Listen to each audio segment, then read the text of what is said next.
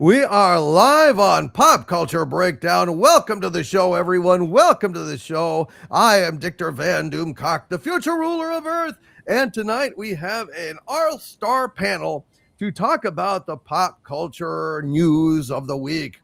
We've got Supergirl. We've got that in theaters, and interesting Supergirl related story that popped up yesterday and made me get my ass up early in the fucking morning to go ahead and try to make a video about it before I had to go to my obligations and, various battles, etc. and so on. It was tough, but I think it was worth it. We've also got some James Bond news and a object lesson in why we don't kill off the main character in our fucking franchise. It's just kind of a, I don't know, it's a teachable moment. Maybe we'll go ahead and talk about that. Moana 2, I think, is what it is. I don't know what number. It's like a fucking another live action remake of a animated thing. And we got some updates about how that's projected to do. We've got some Supergirl reviews that have the embargo has been lifted, and oh my god, the dam is broken. The fucking shit is hitting the fucking fan. Supergirl, no es bueno, apparently. It's apparently not good. We're going to see. I guess I'm going to have to go see it to shit on it myself. Yeah. And Stargate, the petition to save Stargate has continued to gather steam. We're going to talk about that. And our movie this week is the loved comedy Major League. So all you baseball fans out there, rejoice. But right now we have recaptured Gary Ambrosia, our fugitive. He online posting online on X. His location is a classic blunder of fugitives, who go to a definite location, a convention, and get pictures with a star, and and then it's all over social media, and it's almost like a no-brainer to track him down. Gary Ambrosia, it's good to see you. Welcome back. Did you have fun on your little spree? I did. You'd think I would learn, but I mean that's when I asked the Xanadu Police Department when they picked me up. I said, how did you guys find me? They're like, dude, you post right where you are, like on social media. That's how we find people. You guys do the work. The crooks do the work, not us. So. It was sad, but you've got photos to share with us from the convention, and an interesting story about Tron 3, straight from the horse's mouth. Bruce Boxleitner himself. Is this correct? He's a sweet guy, Tron. Not only Tron, he is, Captain Sheridan from Babylon 5, Scarecrow and Mrs. King. I mean, the guy had a hell of a career. He did. He still does. He's got some work ahead of him too. Fantastic. I'm delighted to hear it. So I can't wait to hear of your exploits. And Rob Wright was our mole on the ground. He tracked him down. He went ahead and kept tabs on him. That's how I got caught. Well, he has collaborator written all over him, Not necessarily. I was paid handsomely, but that's beyond the point. No, we had a good time. I mean, there's some other stories about William Catt and also John Ratzenberger, who played Cliff on Cheers. It was a lot of fun. Yeah.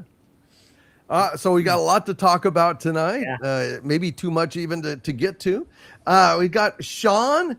Hey, Sean, good to see you, man. Hey. Last week you debuted this amazing chart that had, basically all the ticket sales from Star Wars down, and I mean down, to Mandalorian and Goo Goo. It's like a steep slope. It's like that fucking you know, Prices. you know, on the freaking like Price is Right, you know, and falls off. That's basically Mando and Gugu, right? Yeah, yeah. And tonight I just got some visual aids to kind of correspond with that, with some of that data. So looking forward to sharing that. And Gary, I may get in trouble for telling you this, but for future escapes, they are planning on installing a tracking device, but you don't want to know where it's going. You know, I went to the Xanadu Memorial Hospital the other day for a checkup, and I was wondering why, you know, they did a proctology exam, because I was just in there to like get my, you know, my finger bandaged up, but they were Yes. like, okay, take down your shorts. So I think I have an idea, Sean. Well, all I can River. say, hey, yeah, Moon River. You might set off some metal detectors going forward. Oh, yeah. Got your old hand up there, Doc? Yeah.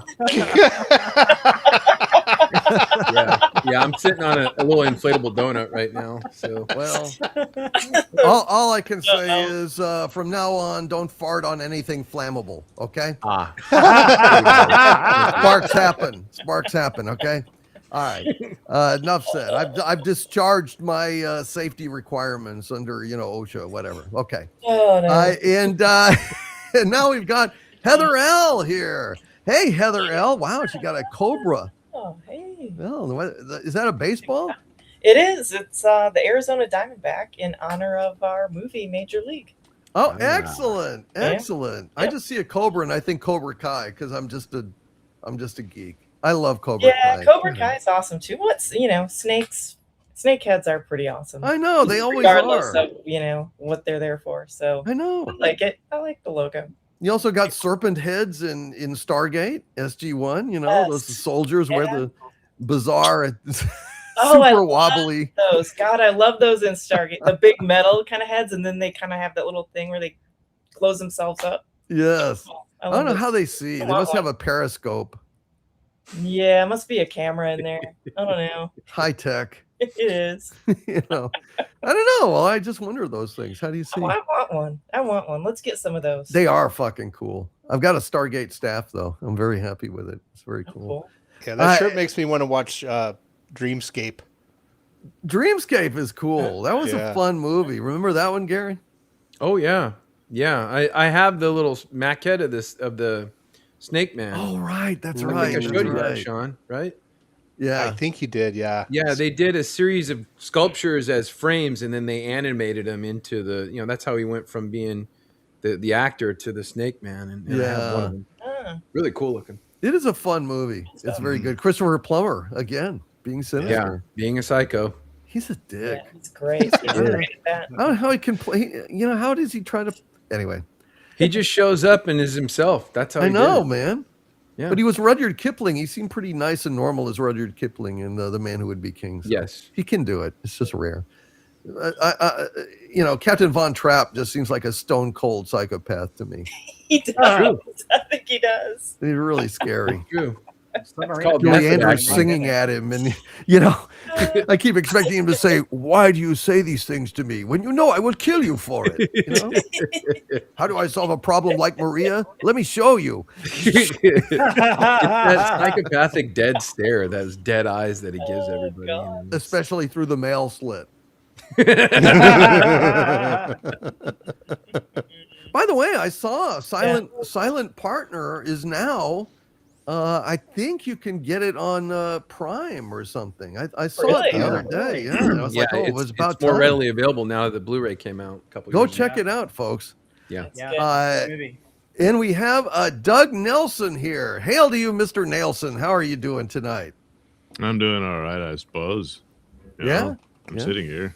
That's got to count for something. It does. It counts for. I mean, not most of life is showing up. That's what Woody Allen always said. Oh yeah, yeah. Most of life. Turns is out just it's showing true. up. Yeah. So for Woody. I'm glad you showed up. That means you're alive, and I'm happy. Hail to you, Doug Nelson, aka Mr. Nelson. We'll be hearing more about Mr. Nelson's entertainment empire later on in the show, but for right now, let's have the breakdown. Damn it!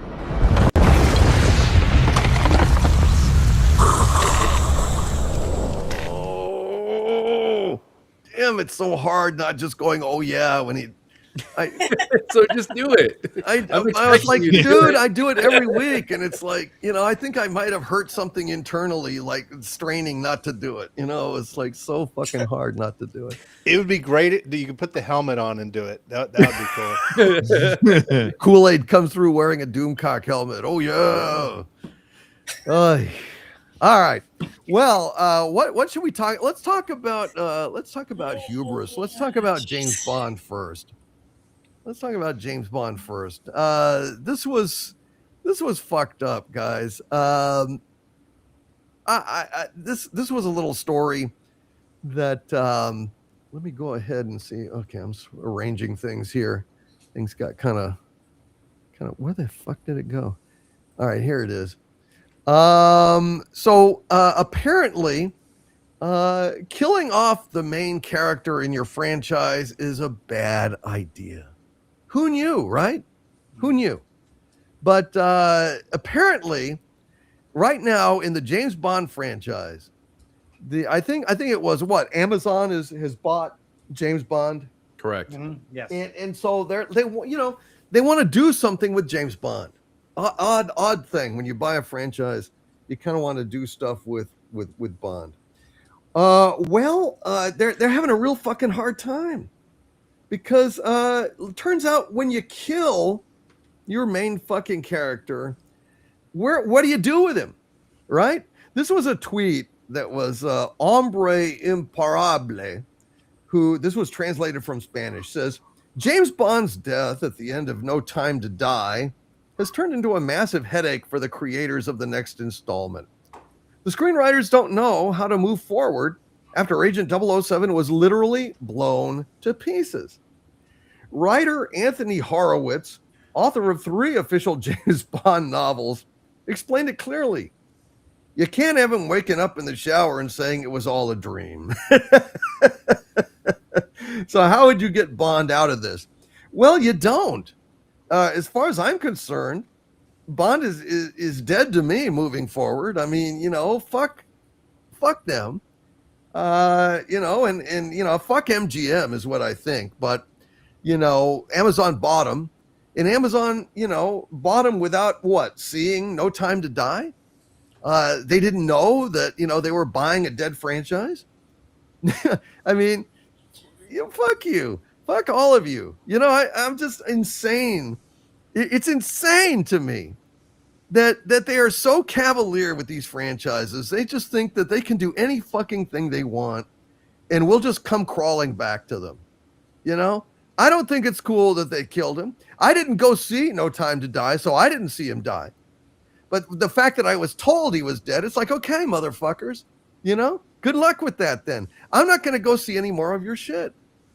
And I didn't go see No Time to Die because it was really like woke, super woke, from what I understand. He was riding the back of the, he's riding, the girl position on motorcycle with some chick drove him around and stuff.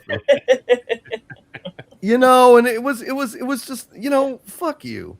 So you went ahead and killed your fucking your franchise, and you killed your main fucking character, and that's life in the big city. That's tough shit. So what do you guys think of that? I mean, am I being too harsh? Because I was deeply offended.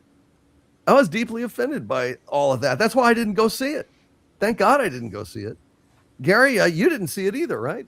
No, I didn't. In fact, I remember, I think it was the first or second episode of the show I was on. You guys literally zoomed in on my face and you told me that they killed him. And I didn't know that. Oh, wow. And I was like, I was pissed. Yeah. Like, wait, like so many things came through my head, like the logic of it. Just like, even if I didn't give a shit about James Bond, I'm like, your franchise is James Bond and you just killed him and you want to make more? And then, of course, I'm a huge James Bond guy, and I was just like, what are you doing? Yeah. But yeah. I guess they have a video game out now. I don't know what's going on with that. I haven't seen much about it. Andy Masterson sent me a picture, and he's like, dude, the guy looks like you. Really? Your resemblance. That's what he said. So I presume he's not dead in the video game. I mean- No, I guess not. I mean, he looks really healthy for a dead guy. Okay. You know, because you Well, can actually move him around with the controls and stuff. And Well, I thought maybe you could rotate him in the coffin or yeah. that's like for the easily amused, you know. Dun, Spin him dun, around. dun, left. He's a zombie. Right. Undead. Zombie Bond. Walking Zombie around. Bond. Eating Yeah. brains. Yeah, Eats brains. when I saw the image of Craig on the back of a bike, I was like, man, that's just wow, bitch, James, bitch, you know, like, my gosh, And the thing is, I love Casino Royale. I think that's a hell of a fucking it was great awesome, movie. man. Yeah, Yeah. Casino It was Royale. really cool. great film. Really Great. great film. That's one of the best James Bond films. I thought, you know, I was very skeptical. It's like, blonde, you know, Right. James Bond. And no, he was tough as fucking nails, you know? Yeah, he brought an edge to it that I liked, but they had the Quantum of Solace, which was terrible after that, and they redeemed themselves somewhat with Skyfall, and then Spectre wasn't that great, and that's where I dropped off because it just got dull and boring. And I want to see Bond on different adventures, and you were continuing the same storyline, and I didn't feel Yeah. like you needed to do that. You really didn't do that in the other James Bonds. But also, Doomcock, it's interesting how we transitioned at different Bonds over the years, and everything was cool. It was kind of the same type of character. Yeah. They didn't need to pick up a really. There were some times when they did allude it, very funny by George Lazenby in his first lines. Well, that didn't happen to the other guy. Yeah. And we do have a scene where Roger Moore, was putting flowers on the grave of his dead wife. But other than that, really, you felt it was the same guy, or it could be a different guy. It didn't really matter. It was the same type of action hero, and that's what made Bond. Yeah. Well, they weren't trying to make, political points. They weren't trying to, basically make a point of killing him or make a point of putting him on the back of the motorcycle. You know what I mean? I mean, there was an agenda behind this, and it was offensive. We just accepted that, James Bond was kind of a superhero, and you're going to have different people playing. It was not heavy, and it got more and more into comedy as they went forward. I think Roger Moore was a very funny Bond, and I think then they went to Timothy Dalton, and he was a little more serious. I actually liked Timothy Dalton's Bond. I thought he was quite great. Yeah, he was good Bond. a good serious Bond. I like them all for different reasons. Yeah, Right. Yeah. yeah. But and by the way, before we get to asking Sean about this, have you seen Quantum of Solace? Yeah. Yes. I think it's one of the. It is the worst film I've ever seen in my entire life. It is absolutely unwatchable. It is absolutely unwatchable. They have I a can't cut remember every anything fucking about it. second. Yeah, I can't remember anything about it. I've seen all the Bond movies up until probably Casino Royale. It was genuinely unwatchable to me. Yeah. I mean, it just hands down. I mean, even at least Star Trek Into Dumbness, you could watch it, but every fucking second, boom, boom, boom, boom, for 2 fucking hours, it was horrible. Absolutely one of the worst fucking things I've ever seen in my entire life. I don't even remember. You really don't even watch it. I don't remember Quantum of Solace at all. I think I saw it once in the theater, and I was just like, I don't know. Maybe I blocked it out. I don't know, man. You may have been Yeah. abducted I really don't and remember probed it. and Yeah. put back in that whole time. You may just not. I mean, or it's like some kind of horrible trauma, seeing the Hindenburg go up or something. It may not just like I for my own sanity, I've blocked it out. It is unwatchable. Yeah. It really is. That's a Bond film I'll never watch again. Unfucking watchable. Sean, what do you think about this? They're karma, huh? They're having trouble bringing James Bond back after he literally blew him to bits. I don't know. I think the only way to do that would be something I think a lot of us have said we want is to take him. Let's go back into the 60s. Let's do a period piece set in the 60s and restore Bond in the way it was. But we know Amazon's never going to do that. But I've always seen Bond. I compare him a lot to Batman in that, that we've had Batman in the 30s, right? And every so often they got to kind of retell the story to bring him into current day. And Right. there's nothing wrong with going backwards to do that. I mean, Disney tried to do it with Fantastic Four and set it in the 60s, but they did it in their little thing. I would love to see someone go back, and I want to see like a super Technicolor, throwback Bond movie. That would be fun if they could do that. That would be interesting. Sean, you know that Disney set out to buy all their properties that they recently purchased in the past, 12, 15 years. And one of them was James Bond, and it was the one that they couldn't buy. Yeah. That was the one they were not successful at. Can you imagine if they bought it? Oh, Oh my. well, the way Amazon is, I don't think it's going to be much better. It would have been a little worse, I think. But yeah. Bond would have been riding around with a gay trans Jiminy Cricket on his fucking shoulder. They would have, you know what they would have done? They would have had Pedro Pascal play him. Yeah. Pedro Pascal, Jiminy Cricket's got a mustache. There's still time. There's still time, Sean. You can still play that. You don't want to shoot him, honey. That is not the way. That is not nice. Heather, as a matter of fact, that's the next title of it. You want to shoot him, honey.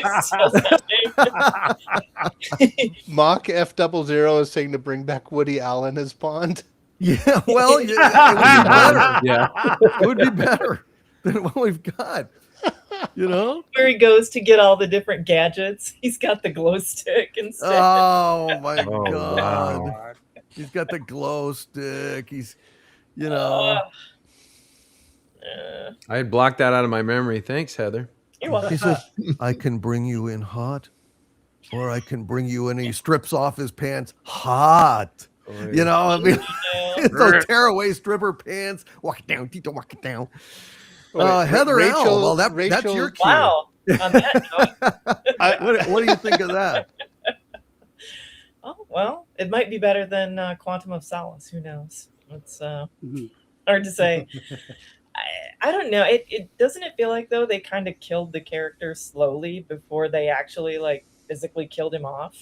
I mean, Yes. the whole deconstructed hero thing where he wasn't ever Bond to me. I know Casino Royale, I mean, it was okay. Parts of it I liked, parts of it I didn't. I just never really liked the Craig version of Bond, and I don't think it's him. I just think it's how they portrayed the character. All the other ones were super cool, whether it was tougher or more comedy-like. It felt like, Bond could just easily kind of do all these things like, car chases and getting into helicopters and fist fights. And he wasn't even a brawler like Craig.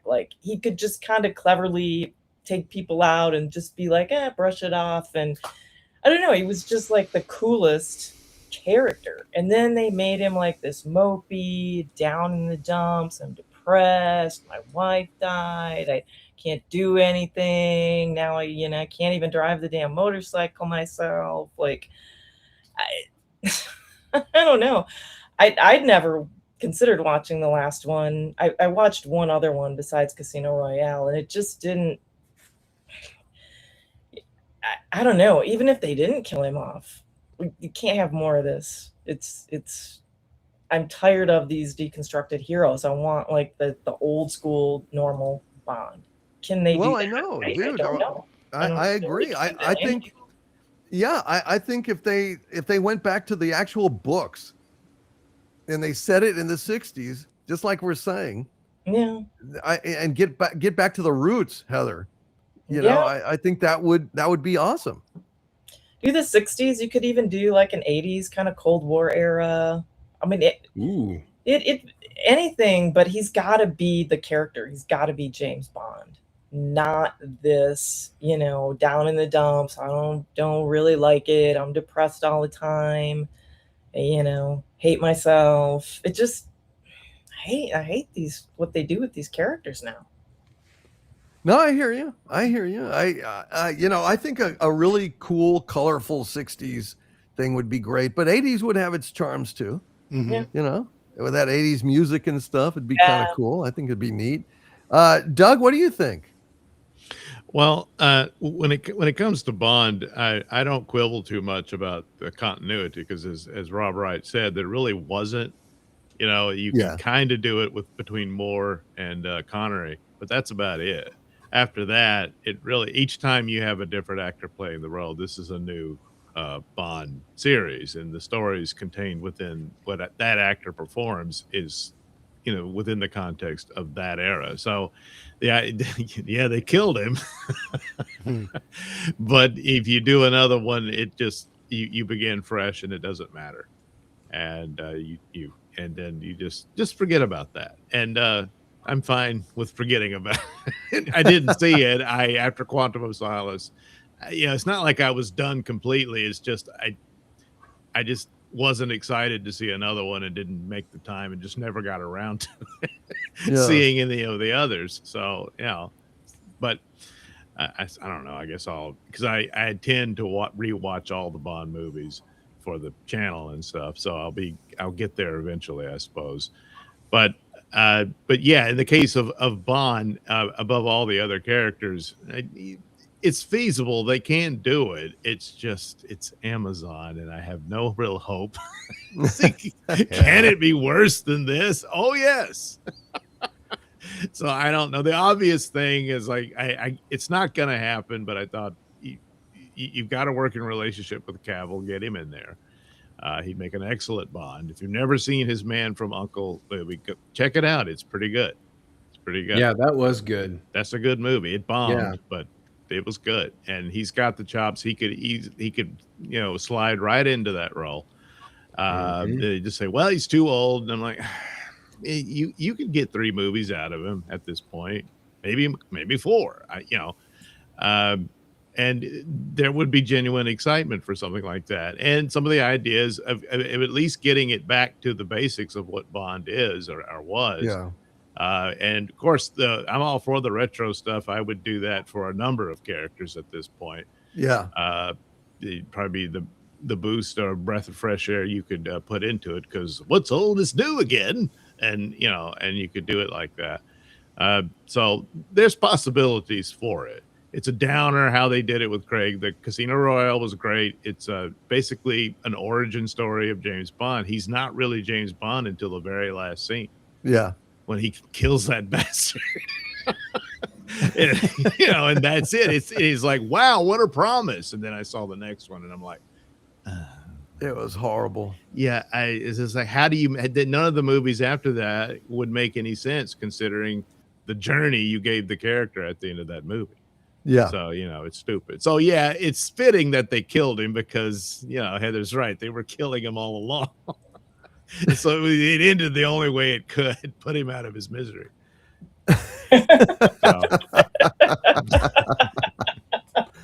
Oh, God. All right. Well, I mean, I liked, Spectre and Skyfall significantly less than I liked Casino Royale. I mean, I didn't hate them. I just, but Quantum of Solace was unwatchable. It was truly, I mean, it was fucking truly unwatchable. You know what though? I gotta say, Skyfall probably had the best song out of the Daniel Craig years, though. Yeah, the songs were not great in the Daniel Craig. Did you guys know that Shirley Bassey sang a song for Quantum of Solace that was rejected? Really? Oh my God. Well, of course. Oh God. Yeah. Not a bad song, and it was great having her back to do one of the Bond movies, but I mean, to reject her track, I don't know. That's nuts. Absolutely nuts. Well, Sean, did you want to walk us through some of this? I got a good response to your, Star Wars chart and did a video about it. Yeah, thank you. Thank you for that. That was cool of you to mention my name and plug the channel. I appreciate that. And I will have more. I'm going to do some more deep diving into the statistics and look at it. But I do have something to share here, and it's just a visual representation of what we were talking about for the attendance. And sure. And I'm just going to start with a picture I think a lot of us have seen. Oh, Yeah. The Chinese theater. And folks, it was like this for months. Star Wars was in the theaters for what, a year and a half, 2 years? It was insane. Least. Yeah. I mean, I remember I saw it in a drive-in. and I think it was 1979. Mm-hmm. I of course didn't drive there, but I remember seeing it, and but it was like this, and I know we can't get that today because everyone buys their tickets online, and it's a nice experience. But this was epic. And then this next screenshot here, of course, Empire Strikes Back. It was the same thing, not quite as long, but the people lined up. Yeah. Mm-hmm. And Yep. here's Return of the Jedi. Look at these people. Yeah. They're This- really excited. Lines around the block. Around Yeah. and that's where the term blockbuster comes from, because the people on the sidewalks were busting the block. And it really irks me that today they use the term to explain what basically expensive movie. They call movies a blockbuster before they come out. No, that's not what it is. Blockbuster sells a lot of tickets. It was the excitement Yes. circling the block. Yes, yeah. So then, of course, we get well. Here's another picture of Return of the Jedi, and I guess Howard Stern was there. Oh, Right yeah. Yeah. Look, I see, some women. I gosh, see a really? black guy. I didn't think that those people were allowed in the office. it- Didn't they say that it wasn't? It was Yes. exclusionary, That's why yes. we needed to change that. Yeah. Yeah, I'm glad you said that, Heather. I noticed the same thing. I mean, there's diversity here, you guys. All sorts of people. Mm-hmm. And then we get to the Phantom Menace, and look at this. We had people camping out for days. Here's some Right. chessboard. They're playing cards. They got tents set up. Right? And they're young. They're not like yeah. the 40, 50-year-olds. They're young. Young people still watched it. Mhm. Yeah. Oh, You yeah? had people in cosplay showing up. I mean, adults coming in Jedi garb and having sword fights in the street. And there were all the excitement. Here's more lines for Yep. Phantom Menace. More Yep. people camp. I remember stories. People were camped out for a week or more. Oh, yeah. It used to be a thing that people were having nightmares that they would somehow die before they got to see the Phantom Menace. Literally, there was like a thing. Yeah. And the excitement was over the top. It's like the first new Star Wars in, forever. Yeah. This was an event, and I mean, like you said, it was hot. I mean, it was May, June or something. It was really hot when that came out, I recall, and people were putting up with it. Yeah. And I think this was for Attack of the Clones or Revenge of the Sith. People were still kind of excited, not quite as many. Even Yoda was sitting there. Well, Yoda had been there since Return of the Jedi. Yeah. And we got people that have signs here, tents, snacks, coolers, getting ready for Revenge of the Sith. And now we have Mando and Grogu. Nando Grogu. That's great. I mean, at least these people were excited. So, Yes. It's like, Yeah. well, it's do you like guys have memories of going to see these movies? what? Say- Of course. You mean the Mando and Gugu? I blacked it out. Yeah. and here, of course, one sole person and their Yoda cup. I don't know what baby Grogu is holding there, but I don't want to know. It looks kind of floppy. Yes. One here. Time to see Stallone and Grogu. This is the way. Well, this is the way a lot of people did see it in an empty theater. But it was kind And, of cool because it was like you were rich because you had this amazing screening room in Yeah. your own house, like you're a private screening. Yeah. Yeah, it was like this where I saw it pretty much, and was. I got this off X. I blacked out the name. These people shouldn't be, shamed. They enjoyed the Yeah. movie. They're smiling. Good for them. Good for them. But yeah, that's those are the just kind of visual representation of those stats, and it just we know this is true. Yeah. Yes, this is the way, and it's over. I mean, it's just sadly that magic is gone, and I don't know that it's ever coming back. Another thing that people don't think about is that the average ticket price for a movie back in 1977 was somewhere around $1. And I remember reading the box office results for Star Wars was somewhere around $400 million. Right. Well, that's somewhere around 400 million tickets. Yeah. Now, if a movie nowadays does $40 million on its opening weekend, well, the average ticket price is $12. Yeah. So divide that by 12, and you get the real amount of tickets that are being sold. Yeah, That's the real amount of asses and seats. yeah, Gary, that was you weren't here last week. That's what the chart I created was. I calculated tickets sold. And Heather pointed out that in the Star Wars sold more tickets than there was the population of this country. Yeah. That's absolutely correct. Yeah. And that was just domestic. That's just domestic sales was Yeah. Yeah. That's Yeah. just in the U.S. People kept going back, wanting to see it again and again and Yep. again.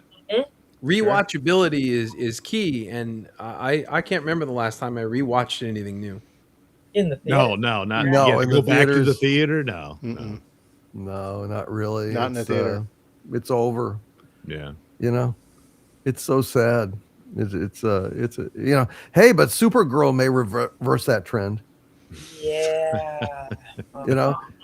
We're gonna go over a few. I think they're posting them online, right? Like right now, finally, the embargoes have lifted, and people are like, talking about Supergirl. I think we'll talk about that in the next hour.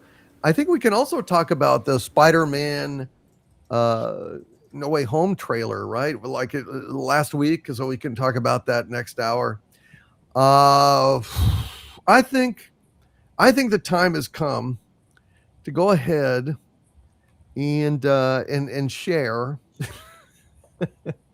this Supergirl stuff. Not the review. This is something else, folks. This is something else. I noticed this yesterday, and I got up specifically to make a video about this, but turns out Supergirl got a white knight yesterday.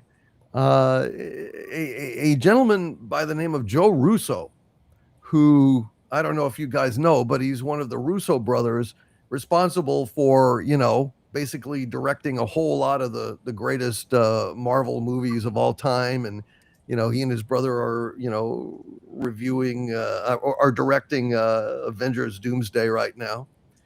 And Mr. Russo tweeted this out. He said, "On behalf of all men, I'd like to apologize to Millie Alcock for my gender being the absolute worst to her. Sounds like you're super in this movie, girl. Can't wait." He apologized for all men, Gary. Let me put this up. Let me show you this. I was just like, I was stunned. It's like, are you fucking kidding me? On behalf of all men, I'd like to apologize to Millie Alcock for my gender being the absolute worst to her. Sounds like you're super in this movie, girl. Can't wait. Folks, Yes. hold on a minute. I'm seeing something here.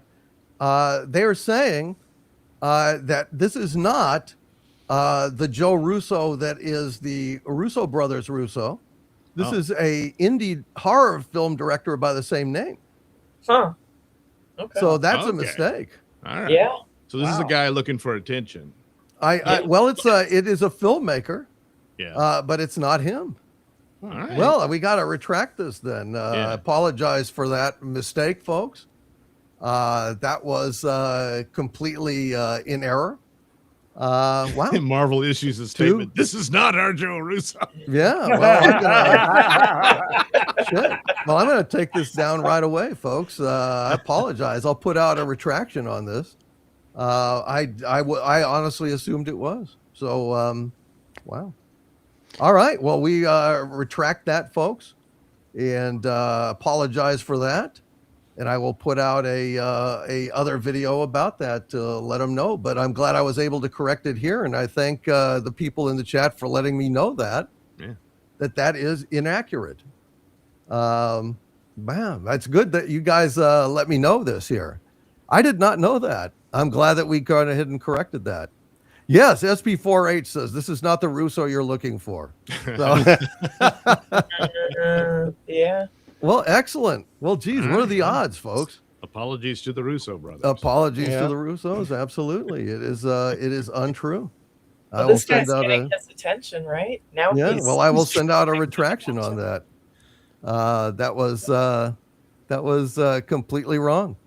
But And it's a stupid yes, response on his point because it's like the Millie Alcock and all that stuff is like, I don't need no man. I'm Supergirl. I'm empowered. No, okay, then you don't need any white knights.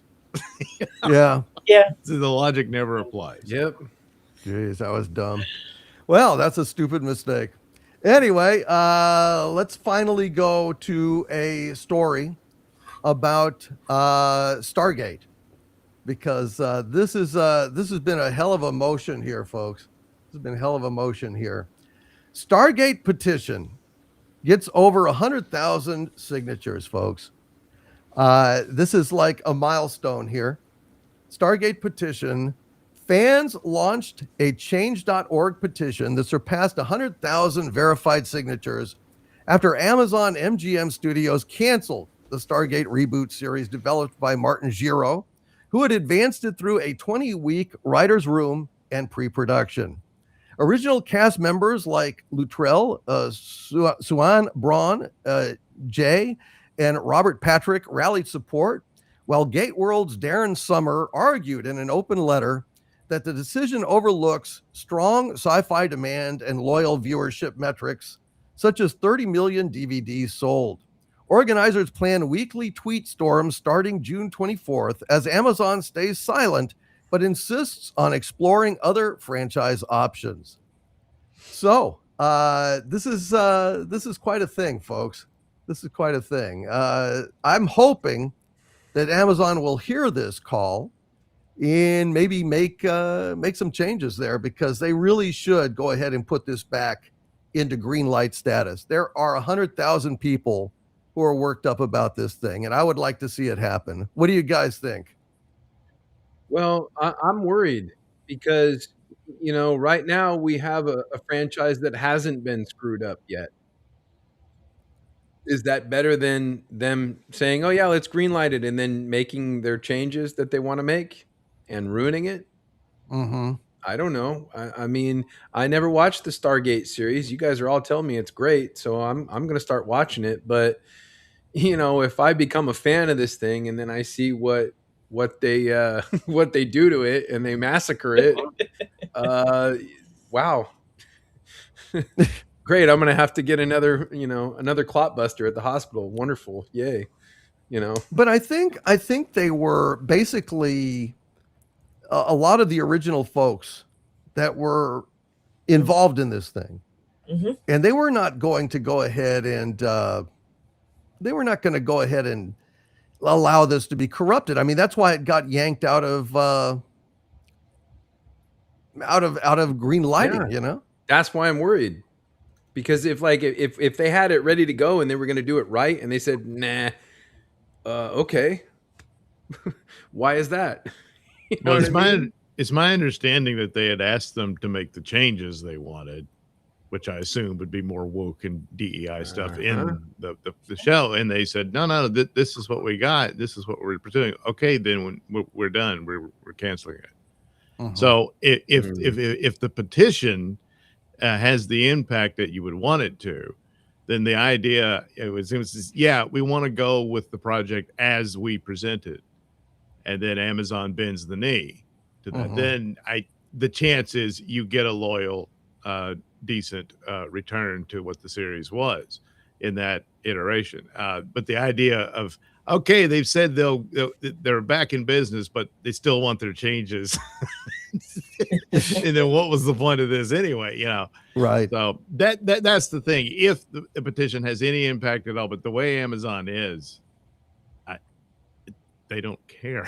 I mean, the only reason to pursue this was because they already knew there were metrics telling them this is a viable franchise. We can restart this and we can make some money on this.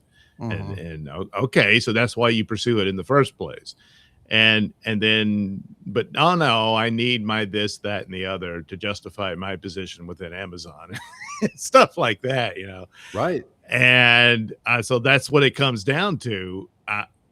I'm dubious that they would do it. The best outcome would be they agreed to license it out to another property and let them run it. But they control it. It's theirs. They own Stargate. Yeah. So, I mean, if they were willing to cancel it on their own behalf because they didn't want to make the woke ass changes to it, then maybe we did dodge a bullet. Yeah. You know, I don't know. More than likely, yeah. I don't know. Well, but they said they still intend to do something with it. That's the problem. That's the thing. They can hire their own other team. Yeah. Say, oh, you're getting Stargate. Yay, get ready. And it'll be like Lord of the Rings. Yes. And I trust these guys that they really had passion for this project. Mm-hmm. I really do. I mean, Martin Giro spent, years, and they were going to hand it off. They were going to be an on-ramp for, new fans, but also preserving the lore of the, the original show. So the fact that it got canceled proved they were serious about doing just that. Exactly. So, it's a shame, but that's the situation. Exactly. But I'm optimistic that they can get it reversed. I hope that they can. I would like to see it. And I guess we'll see. We'll see if Amazon can read the room. And Trevin Lane says in the chat, Amazon does not care. Their film side is a loss leader to them, like a buffet in a casino. They really don't intend to do anything that disagrees with them ideologically. Mm-hmm. I agree with that. I mean, how many years were they operating on a loss just to become big and beat everybody else out? Yep. It's true. It's absolutely true. Yeah. All right. Well, hey, Amazon can be happy at least that they had nothing to do with Supergirl. So we're going to talk about that in a minute here. It's like not all is lost, That's something to be happy about. But let's go ahead and read a few super chats here, shall we? Then we'll go ahead and get to whatever we can hear about Supergirl. All right, folks, let me go ahead and get up some of these here super chats here. I want to thank you all for supporting the channel here. Clint Skinner 007 with a $5 super chat. Hail Clint Skinner says, get ready for more Stick and Rocks. Lionsgate remaking the Blair Witch Project. I'm so thrilled. I'm so thrilled. God knows. Sticks and Rocks are absolutely the most terrifying experience I ever had in a theater. It's gotten to the point where I can't go outside anymore. Honestly, I'm a shut-in because, everywhere I look, sticks, rocks, and I flash back to the most terrifying hour and a half I ever spent in a movie theater. Of course, I'm being so sarcastic that it's making my stomach hurt. The Blair Witch Project is a pile of crap. It always was. It was one of the most overhyped disappointments that I've ever had in my life in a theater. Holy shit. What a joke. What it was a triumph of marketing. It was the most brilliant marketing I think I've ever seen, but boy, talk about a letdown in theaters. EP Anti-Cthulhu Crusader with a $20 super chat. Hail to you, EP Anti-Cthulhu Crusader. Says, good movie tonight. There is only one more of these before the 4th, so I'm going to renew my suggestions of 1776, Yankee Doodle Dandy, The Stars and Stripes Forever, MacArthur, and for Mr. Eagle Flying, I'll add The Music Man. All right. Well, thank you, EP Anti-Cthulhu Crusader. I really appreciate that. God bless you, sir. We will take it under advisement. We'll take it under advisement. And EP Anti-Cthulhu Crusader also says with a $5 super chat, hail to you, EP, says, give me that old-timey James Bond. It's good enough for me. I wish that we would. I wish that they would go ahead and give us that, 1960s, Cold Warrior, James Bond. I mean, that's his natural environs. It would be nice to return to the roots of the character and make it a period piece. I think it could be super fucking cool, but, well, I'm not in charge, am I? Hail to you, EP Anti-Cthulhu Crusader, and thank you, sir, for that. Jack White has renewed his channel membership at the Archvillain level. Hail to you, Jack White. Thank you, sir. It is great to see you here today, and thank you for supporting the channel. We really appreciate it.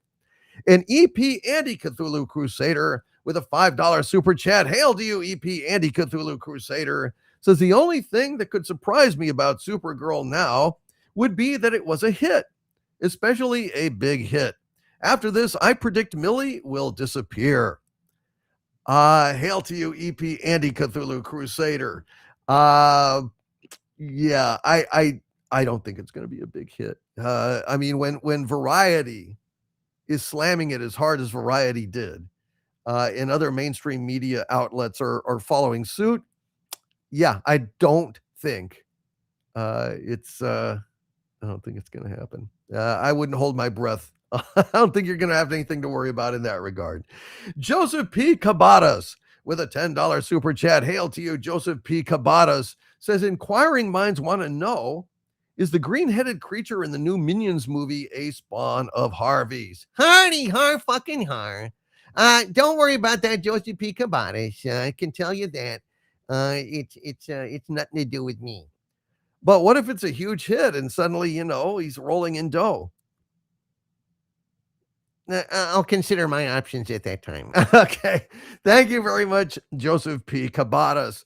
Thank you, sir. I appreciate that very much. Good eye on that. Good watching. Saul Shymek has been a channel member 58 months at the Archvillain level. Hail to you, Saul Shymek. Says, on the heels of the new Conan animated series from Gennady Tartakovsky, I just found out about Sean Hamill's new Solomon Kane novel, Suffer the Witch. Reviews say it's good, so I'll try to snag a copy and let you know. Yeah, thank you, Saul Shymek. He actually told me about this new Conan animated series coming from the guy that did Primal and Samurai Jack. I think it's going to be pretty damn interesting. I'm excited to see it. Hail to you, Saul Shymek. Appreciate you tracking that news, my friend. And Sigvaldason, the high priest of the cult of Harvey, with a $10 super chat. Hail to you, Sigvaldason. He says, good evening and welcome to Harvey Cthulhu Presents Pop Culture Breakdown, hosted by deadbeat dad Doomcock, who wouldn't even hug his daughter. What a cad. A Harvey Cthulhu production, TM. Thank you very much, Sigvaldason. I knew Doomcock wouldn't want to read that, so I went ahead and took over for him. Thanks, Harvey. You're welcome. I'm glad anytime to read Cthulhu propaganda promoting me over you. Well, you just admitted it's propaganda. But I can afford to. Thanks, Sigvaldason. Oh, boy. Trevin Lane with a $10 super chat. Hail to you, Trevin Lane. Says, hail DC, panel, and chat. The summer is off to an interesting start, with so many Hollywood films flopping like a bucket of fish. Bob Iger has published his memoirs, and it paints an awful picture. Oh, really? The Bob Iger book came out? Interesting. I haven't heard anything about it. That'll be interesting. I wonder, maybe I should get a copy, give it a look. Hail to you, Trevin Lane. Thank you, sir, for that. And Kurt James gifted an Overlord DVD membership to this channel. Thank you very, very much, Kurt James. You are awesome, sir. Hail to you, and many, many thanks. Jack White with a $5 super chat. Hail to you, Jack. Jack White says, hail, my lord. I got your email, and I have one question. Did you get Full Metal Alchemist or Full Metal Alchemist Brotherhood? Oh, gosh. I don't know. You know what? I can't picture in my head. It was I don't know. I'll check and follow up on that with you, Jack. I don't remember. I thought it was Brotherhood, but I could be mistaken. Hail to you, Jack White. Thank you for that question, sir. I'll go ahead and follow up on that. Kurt James gifted he sent a super sticker of Bushiba, applauding and saying, bravo. I want to thank you, Kurt James, for that $4.99 super sticker. I salute you, sir, and I appreciate the support on the channel. Radioactive Actual with a $20 super chat.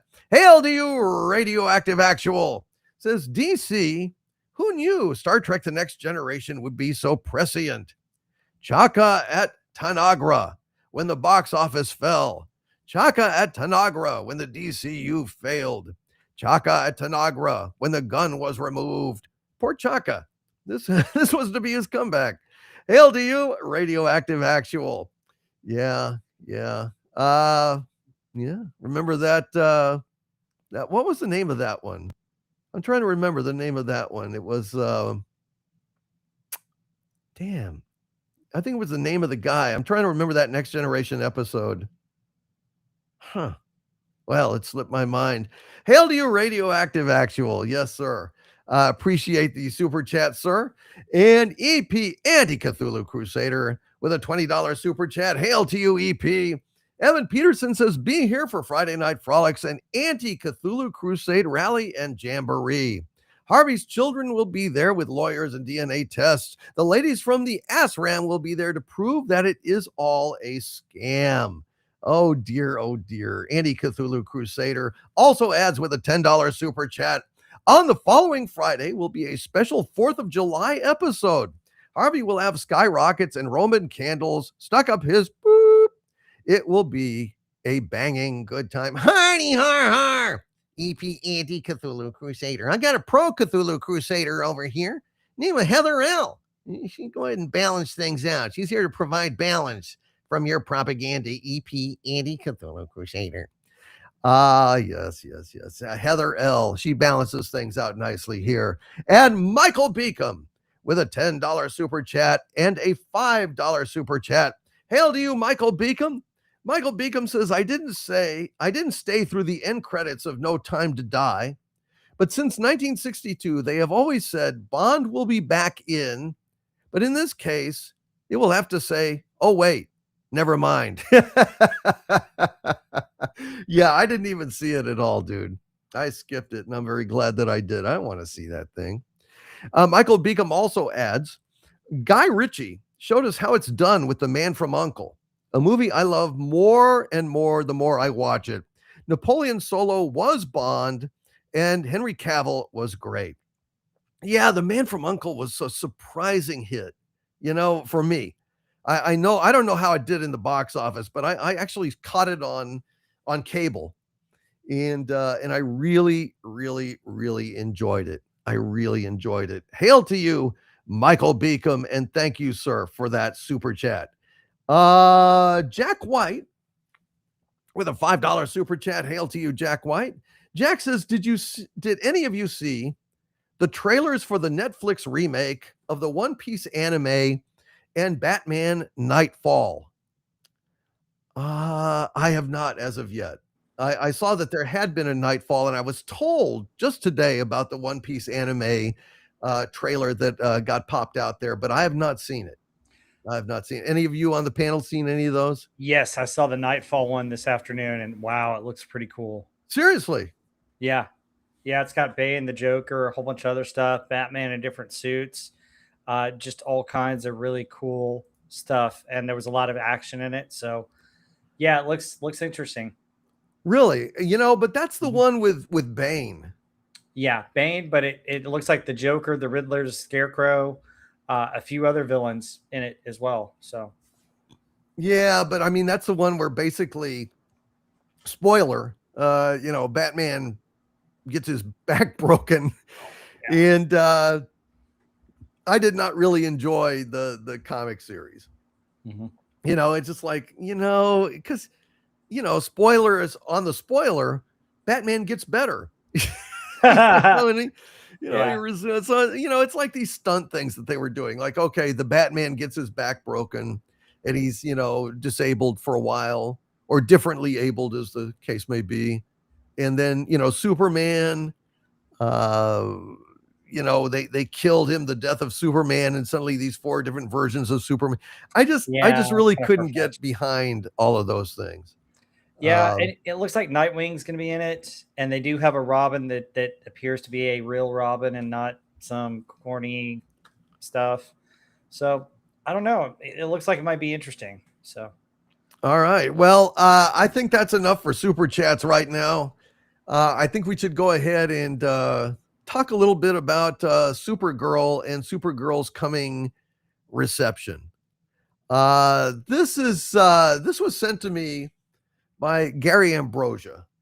And thank you, Gary, for shooting this to me. This is from Variety. Okay. This is a tweet put out by Variety. And if y'all were hoping for, good news on Supergirl, abandon hope. This is bad. When Variety says something like this is terrible. Quote, Supergirl is a super horrendous comic book movie with the worst script I can remember, says Variety's review from Owen Gleiberman. James Gunn said he wasn't going into production on any movie until the script was rock solid. For that was the overriding problem with the superhero overkill era. The films had lousy scripts, which served as grids for layering special effects. Gunn was right to want to take the comic book genre back to the basics of well-structured screenwriting. So what has he done in his second DC outing? He's given us a comic book movie with the worst script I can remember. Ouch. Ouch. This is a catastrophe. Variety. Is this I don't know. I haven't had a chance to look around here today. Is this typical, guys? Have you been there's a seeing couple some stuff? more that are similar. Yeah, have you got a few like handy here? I don't know. Maybe Rob could take care of that. Let's see. We've got it looks right now it is debuted on Rotten Tomatoes at a splat of 59%. Holy shit. Wow. Yeah, this is Even the chill sites aren't propping it up, huh? Yeah, and these were these for the Wednesday screenings. You had to be invited to it. Like, it was not easy to get tickets for the Wednesday thing. Right. I mean, I know that Chris Gore, from Film Threat, went and saw it, and he posted this on X. He said, "I leaned over to my friend during our screening of Supergirl and whispered, 'This is terrible.'" As if they didn't realize it. I know. Well, but I mean, he had to vent, I guess. I guess I saw his. He posted his quick right out of the theater reaction to it. Right, and I think he said that most of the action scenes you've already seen, which I assume means what you saw in the trailer. I mean, that's it. And said, it was terrible. Superhero Hype kind of summed up some of the reviews, saying that all the reviews have something in common, that they said that all the villains were terrible in this, and there's not really a solid villainous threat. Looking through this, Variety calls it horrendous. Yahoo calls it not so super. USA Today saying that she's a good Supergirl, but the villains are horrendous, and the Wrap says it suffers from muddled plots and not very good villains. So, my God, the strange thing about this is that my opinions on Tom King. Yes. I share them. He wrote the comic book that this is based on. Everything I've seen and from what I'm hearing, that comic book is probably leaps and bounds better than this movie. Oh my God. Oh my God. Yeah. Wow. Well, how do you have Lobo in this and have bad villains? Right. Isn't Lobo supposed to be one of the biggest, baddest villains in all of DC? He's just there. He's a glorified cameo. That's what that is. There's really not much there. He doesn't really play. I think originally they wanted him in the story for the comic book, but we're told they couldn't use him, and so it was written out. So I thought, maybe they'll fit him back in. But this is just a slap job, it looks like, for what the story was, which was a cheap ripoff of True Grit, which was the original plot for the Woman of Tomorrow story. Oh, gosh, really? Yes, what it is. Yeah, Supergirl is John Wayne. Oh God. Wow. So that's basically the plot for it. Wow. Oh my God. But for what they've done here, and already when they showed the villain, that's not what he looks like in the comic book. In the comic book, He's a guy with hair and a beard. Unfortunately, they're red. So I guess maybe that was the problem. So they shaved his head and put push pins in his face. Yeah, that's menacing, isn't it? Wow. Yeah. Wow. Yeah. It sounds, it just sounds dreadful. And I mean, this post continued. His partner Alan said that was profoundly awful. He says, I didn't think a movie could be this bad. Wow. Oh my God. I'm Wow. really looking forward to this. I know. Oh Wow. my God. Like I've been watching a lot of crap lately, and it's getting to the point where I look forward to it. Yeah. And it's really a sick, disgusting, state of mind to be in. But I really it's I kind of wish we could all go together to see. Right. that would be glorious. That would be I mean, great. at least it would be a good time. You know? It Right. would. It would. We would have a fun. great Yeah, time. the time. That's the way to do it. Like make fun of it. Yeah. Misery loves company. I go by myself, but I'm literally by myself because there's no one else in the theater. That's right. You're gonna I'm big theater all to yourself. I'm not being an asshole. I'm not trying to be a No. a shill or anything like that. I'm telling you, when I go, there's nobody in the damn theater. There's like 3 people in a place that's supposed to seat 400. Yeah. Yeah. Sad, man. It's Very sad. Yeah. Hi, Andy Masterson. Hey, Hello, Andy, it's good Andy. to see you, Hey. man. Hey, we're starting to GoFundMe for James Gunn because I hear he's going to be out of a job soon. yes. Don't count on it. Don't count on it, man. Yeah, I don't don't know. But his don't know. contract runs Maybe they'll out. give him Stargate. himself. Yeah, give him Star. They're not going to give him Stargate. And also I had it confirmed. I spoke with someone that has seen the movie, and they said that they doubled down on the idea that Superman was sent to Earth to establish a harem and create as many Kryptonian babies as possible. They doubled down on it. All right, so that's it. This is over. There is no DCU. I mean, you do something like that. What the hell is that about? I don't even want to know. Well, wouldn't that make Supergirl a villain as well? Yes. I mean, Yes. Because she grew up in that society. That's her mindset. Yeah. And what makes it even more hypocritical is they're both white. Yeah. Yeah. That's got to be driving the filmmakers nuts. How do we get around that? Yeah. Yeah. Make a villains. Yeah. Jeez. I mean, they call us Yahtzees.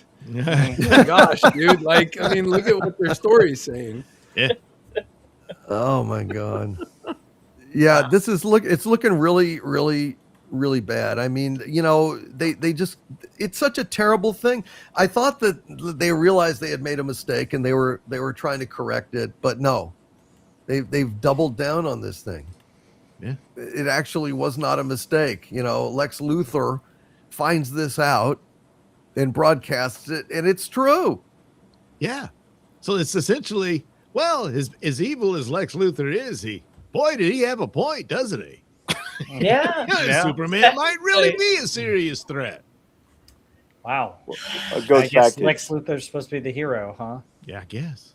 James Gunn wants everything to be James Gunn version of everything. He's like, to hell with anything. He's almost as bad as what's his face, Taika Waititi. Like, I'll screw up your mythos in a minute. Whatever. What did he say? Yeah. Like, I'll wreck your mythos in a minute, baby. Yeah. Yeah. Well, we have 2 of them. Yay. Yeah. Jeez. Yeah. Well, it's more this Hollywood BS where, all our heroes have to be in the gray, and we find them more appealing when they're in that way. Never mind the fact that they've got their flaws on their own, in their own character as well, that you don't have to even go into the gray for, Yeah. This looks like a absolute. I can't believe that anyone would say that it's one of the worst, that we've that we've seen. You know, That's saying a lot. that is saying an awful lot. Wow. I'm stunned. Yeah. I'm just stunned. Can't wait. What's that? I'm getting more excited all the Take it tomorrow, baby. Can't wait. And Gary's gonna even buy the cup. Are you gonna buy the cup? Oh yeah, No, the Buy the cup. cup. He's going to get the 2 girls and the cup. 2 Supergirls, 1 cup. Oh my god. It's a shame. You know, I had hopes for that they would give DC another shot, and then this is what you do. I mean, like I've always said, Gunn, there's some characters he could do. He could probably do a good Lobo movie, stuff like that. But he's not the guy for Superman, and that whole thing. He's just not going to be able to do that.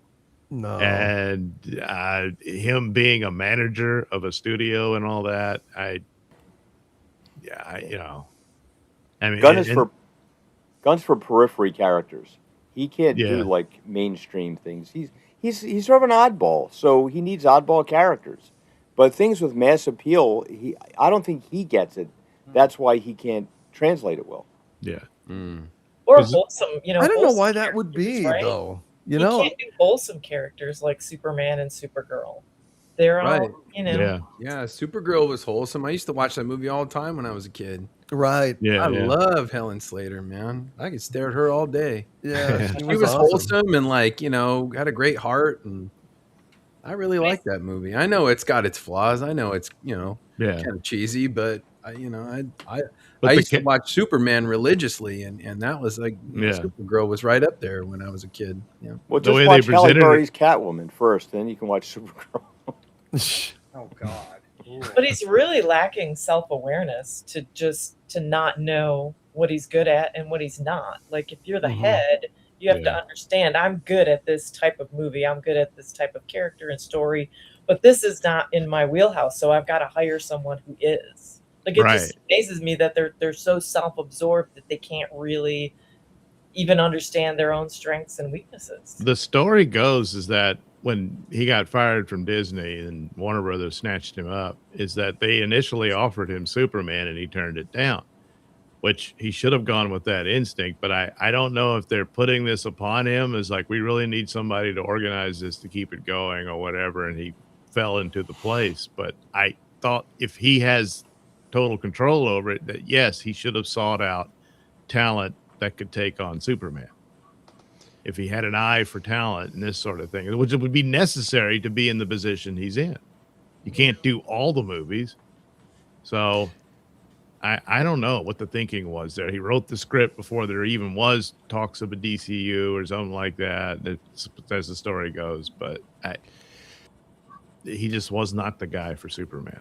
I guess he's not the guy for DC. Yeah.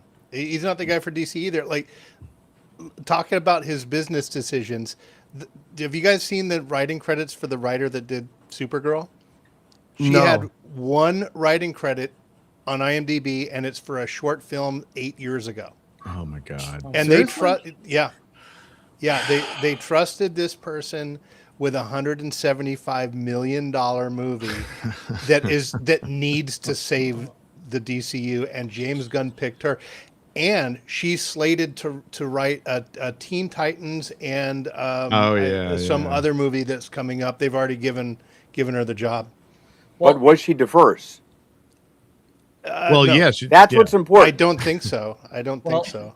That goes back to what Hollywood's doing. They're not hiring writers that actually enjoy or have talent to write this stuff.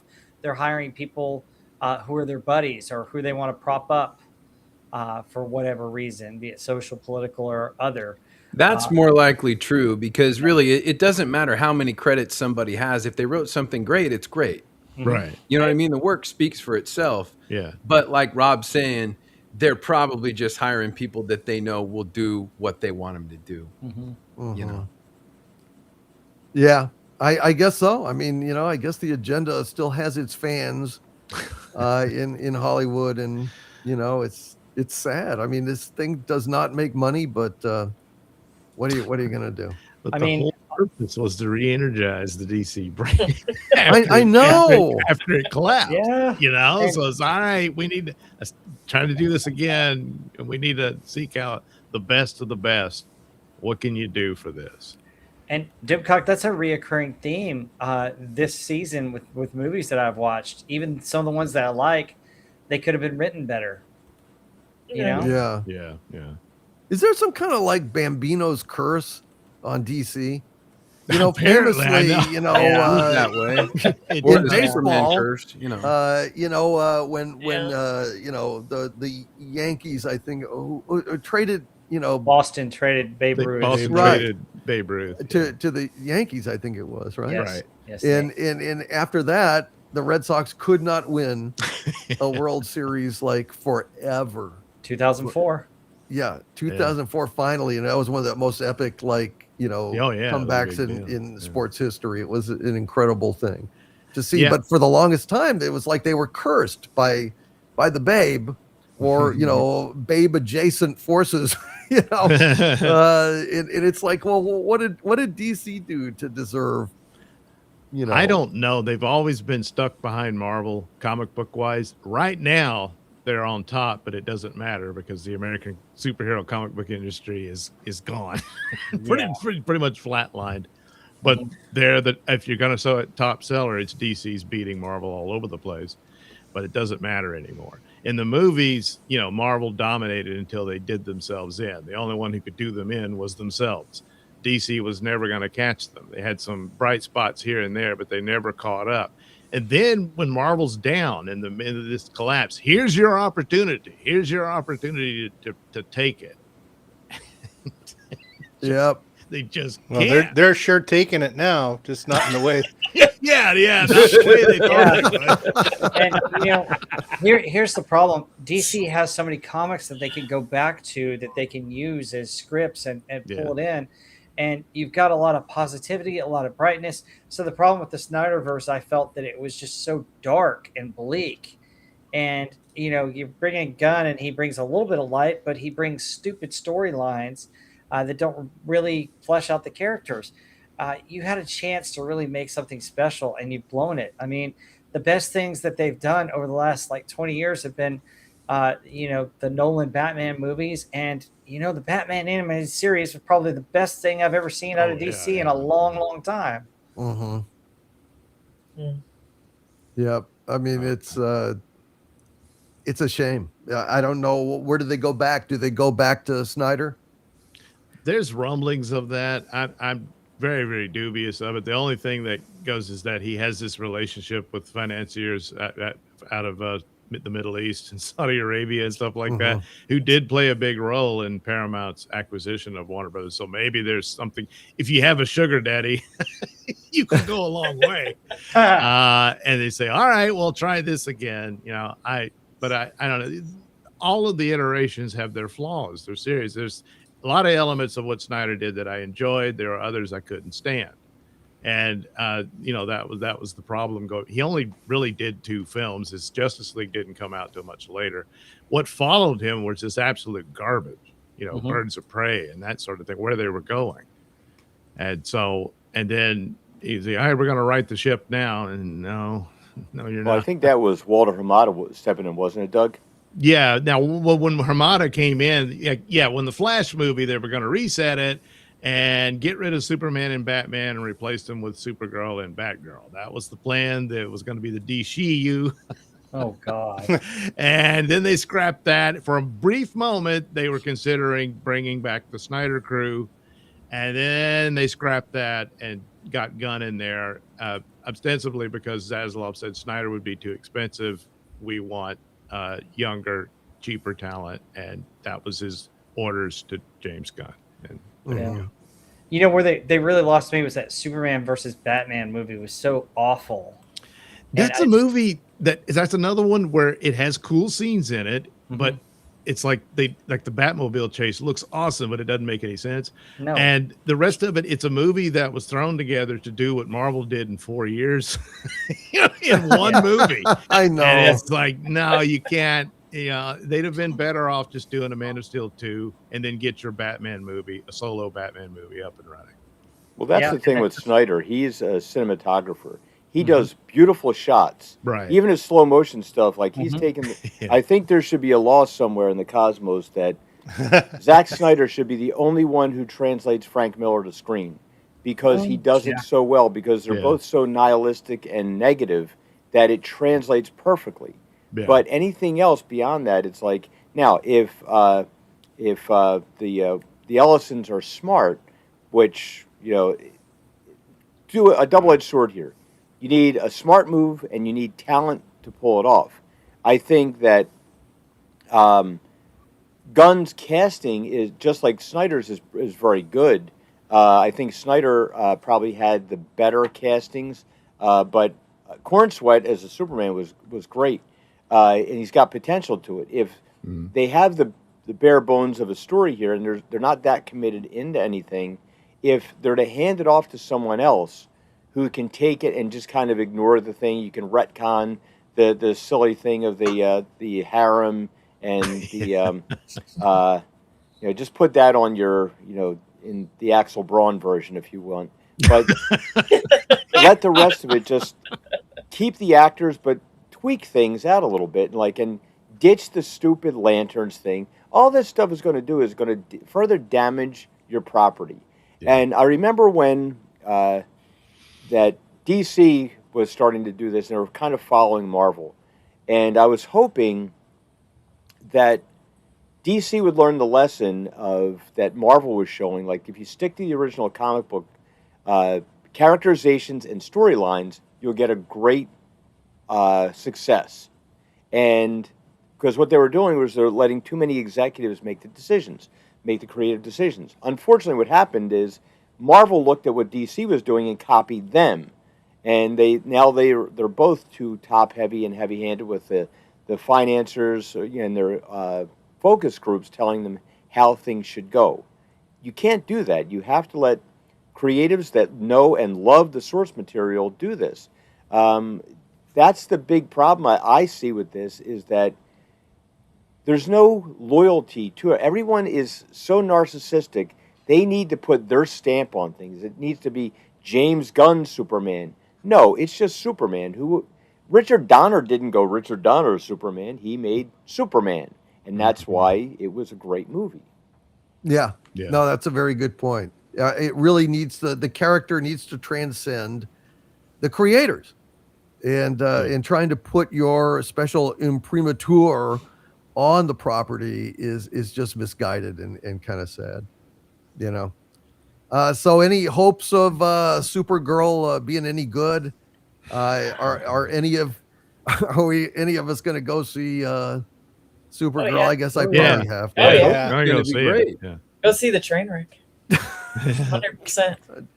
Y'all are like bears for punishment, just like I'm just hoping somewhere in there's an alien that looks like a slee stack. Maybe so. Well, shit. It's a shame, I've been a fan of James Gunn. I said it, over and over again. I was very optimistic when he got the chance to do this, and I'm just very disappointed that this is not panned out. I mean, I don't know. I hope he has a chance to right the ship, although I don't know if he thinks it's wrong at this point. I don't know. I don't know what James Gunn is thinking. It's not the same guy. I don't feel like that directed Guardians of the Galaxy, which is one of my favorite movies. So, well, there you go again. Too, we have Joe Russo attaching himself to this bomb as well, jumping in there to defend. No, that was a different Joe Russo. Oh, okay. It was a different Joe Russo. I was fooled. Doomcock was wrong on this one, folks. I got the name and got the wrong guy, but fortunately, folks in the chat corrected me. So I've gotten rid of that video, and I'll send out a retraction and eat crow. It happens sometimes, but the future ruler of Earth does occasionally get things wrong. So yet who knew there was another Joe Russo? I certainly didn't. Hey, as long as you don't accidentally hit the button. No, I will not accidentally hit the button. It'll be deliberate, but that's okay. DC, you asked earlier, you wonder what James Gunn is thinking. I think it's, gee, my farts smell good. Well, maybe. Farting into a champagne flute and just Yeah. I It's just a little nutty. really loved his stuff, man, and it's I can't understand how it could go so tragically. Well, I guess the third Guardians of the Galaxy movie was a huge disappointment to me. Huge disappointment. Yeah. You remember how devastated I was. Maybe that's his current state. Maybe it's just the way putting a whole lot of darkness in these things. Yeah, but by that time he was high on farts. Well, maybe it's possible. Fart OD. Too much methane. Well, and the whole thing also, the disappointing thing is just the fact that we hear that they double down on Superman going to be a conqueror of the Earth. Yeah. And it's sad that was doubled down on, and now it makes you wonder about a whole lot of things. Yeah. And it's just unnecessary. These are unforced errors. I know. You drop this in there. It serves no useful purpose. The only obvious thing was that, it was a Lex Luthor trick, Mm-hmm. No. It's like, okay. The whole Lex Luthor thing was the worst part of it for me. He was so jarring in terms of the contrast between a nice comic booky movie and the real world. Is it more of a real world kind of? I mean, obviously, he was bigger than life, but I mean, executing an innocent guy. Just out of spite, and that was like, holy crap, just all of a sudden really throw ugly. that in the midst of the rest of that movie. I'm like, what the hell's going on here?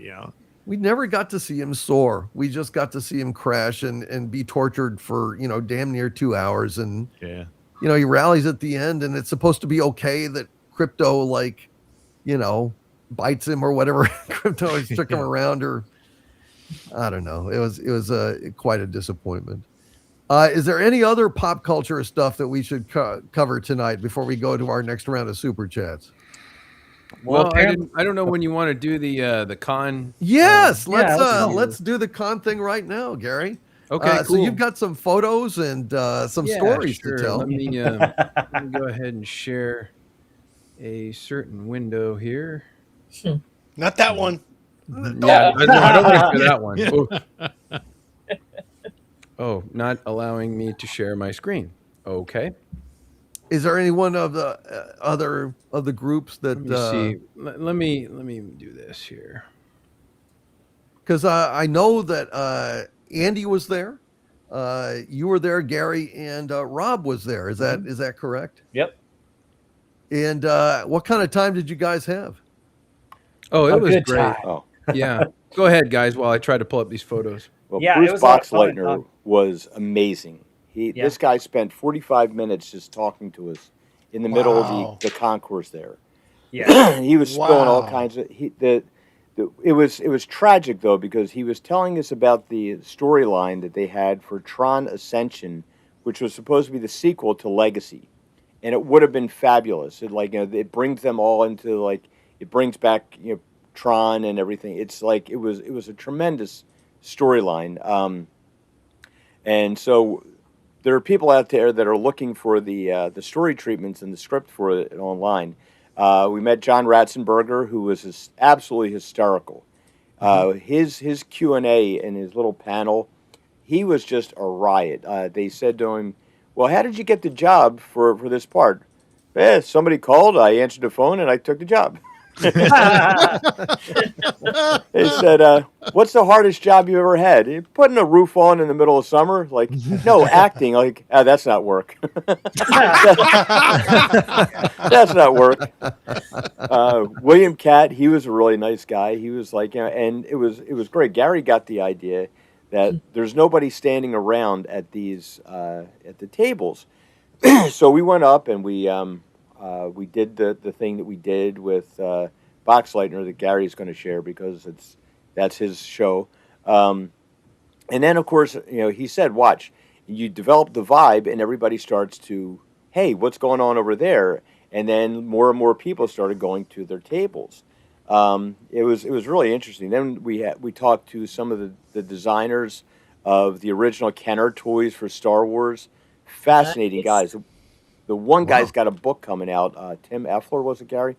And he's got a book coming out on the whole thing. It was supposed to be out by now, but it looks incredible. Gary bought some prints from him of his concept art, and it was absolutely beautiful work. Wow. There was an interesting story about his concept art. So we were looking at examples of his book that are coming out, and he had done extensions of the Indiana Jones Kenner series from 1982. But he had planned to do them before Temple of Doom or Last Crusade came out. And what was interesting is that he had made a series of figures for a story that he wrote that took place in India. And he had made a story, other planned figures for a story that he had created, which had a motorcycle with a sidecar and an inscribed tablet, which I thought was really interesting. And that was all pre-sequels to Raiders. Wow. So I'm thinking maybe Lucasfilm might have borrowed a but I think so. there. That's all going to be in the book, and I've seen the concept art. It was really cool. But yeah, we met a lot of the Kenner guys there. That was fun for me because the toys. I realized later on in my life that the toys and the soundtracks were more important to me than the movies themselves when I was a kid. Wow. Because I didn't watch the movies a lot. I played with the toys a lot when I was a kid. So to see all the concept art and the stuff that they didn't end up making for the Star Wars series, that was pretty interesting. That's the cool absolutely. thing about concept art. It's Doom, if you want to go ahead and share those photos, if you could share them in numerical order. Okay. Yeah, there's Cliffy with us. Yeah. Wow. Boy. He was hilarious, man. He was really, really funny. Hey, Doom, guess what his favorite whiskey is? I don't know. Tell him we're due. Oh, wow. Awesome. Nice. Yeah. Yeah. Yeah, it's pretty awesome. He told us some interesting stories. He told us, how he came up with the character of Cliff. He basically tried out for Cheers and didn't get the part. And he was walking out, and then he asked him, "Hey, do you have a know-it-all at the bar?" And he was from New England, and his bar back home, they had a know-it-all in the bar, and he based part of Cliff's character on that guy. And he said he would go get books, those factoid books, and use them to help make his lines. And he was allowed to improvise a whole bunch. As a matter of fact, they would tell him to improvise at certain points while filming Cheers, which is really cool. He also, a lot of people asked him about his Pixar stuff, but I asked him about Bridge Too Far because he was in that, and he was working in London at the time, and he was able to go with a whole big group of people to go do that movie. As you know, if you've seen that movie, it's an ensemble cast of lots of stars: Elliot Gould, Robert Redford, several different people, and they actually filmed it in the Netherlands where it actually took place. And he said that was really interesting shoot that they got to do over there. So kind of cool stuff. Really nice guy, really funny, down to earth, really cool. Yeah, I love when he talks about Empire. He's like, "Oh yeah, that's that thing I did with Carrie Fisher. I told her to open the door. I told her to close the door. That's what it was. I told her to close the door. I showed up. I told her to close the door, and I cashed my check, and I fucked off." That's what he said. He said that as a quote? Yeah. Oh, well. People are asking him, "What was it like to be in Empire Strikes Back?" He's like, "Well, they paid me, and it was cold." you know. That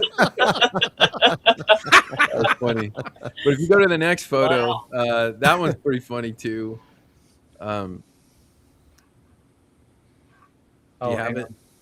Yeah, let me get the next photo up. Hang on. Yeah, Ratzenberger was hilarious. He Yeah. made some comments about Lasseter as well, John Lasseter. Yeah, he and Lasseter are very good friends. He said, Lasseter, saved Disney because Disney would have been a storage facility, storage service if it wasn't for Lasseter, and then they fired him. Yeah, Jeez, of course. Wow. that's the way of the mouse, baby. Yeah. Wow. They fired him, they hired him back, and they fired him again. Okay, I got the next one up. Go for Okay. it. This was Gary's great idea, which This is awesome. yeah. So if you guys look in the back, I saw this picture of William Catt, and he's like pointing in a direction. I told him to point to the left, and then I told everybody else to look to the right. Yeah, William Catt's hilarious. Yeah. Very, very funny. These are all really sweet guys, but it just seemed like everybody was really nervous to go up and talk to them. Oh wow. So we just started like making it a party and an event at all the tables, and then everybody started coming around and warming up, which was great. Oh, that's These guys- awesome. It's Yeah. cool to see these guys, and like I would have never got a chance to meet William Catt. I love William Catt, and what was really interesting is William Catt was right next to Ratzenberger. Ratzenberger's on the left, and then right across from Ratzenberger is Bruce Boxleitner. Yeah. And both William Catt and Bruce Boxleitner auditioned for Luke Skywalker and Han Solo. Oh wow. wow. Yes. Yeah. Wow. So it's kind of like Yeah. alternate Yeah. universe Luke and Han. Yes. Yeah. Yeah. And Yeah. Boxleitner, I believe, went on to do the voice acting for the radio drama that they did at the time. I think so, as- yeah. I as think Han- that was as Han Perry, Solo. Perry King Oh, Perry King. Okay, I'm Yeah. sorry. from the helicopter with the big mouth, the pink thing. Yeah. Was it Yes. Riptide? Yeah. Yeah, Riptide. Okay, Ugliest you're right. helicopter in the world. My God. Yeah. No wonder it got canceled. They were up against Airwolf. So William Catt, I got to ask on the panel because like people were asking him some obscure questions, and I just asked him the open-ended question: "Hey, what was your favorite, moment or scene or show from Greatest American Hero?" And he went on for like 5-10 minutes talking about how he got to fight Andre the Giant, and they brought Andre in. He can only shoot for one day, but he got to fight Andre the Giant.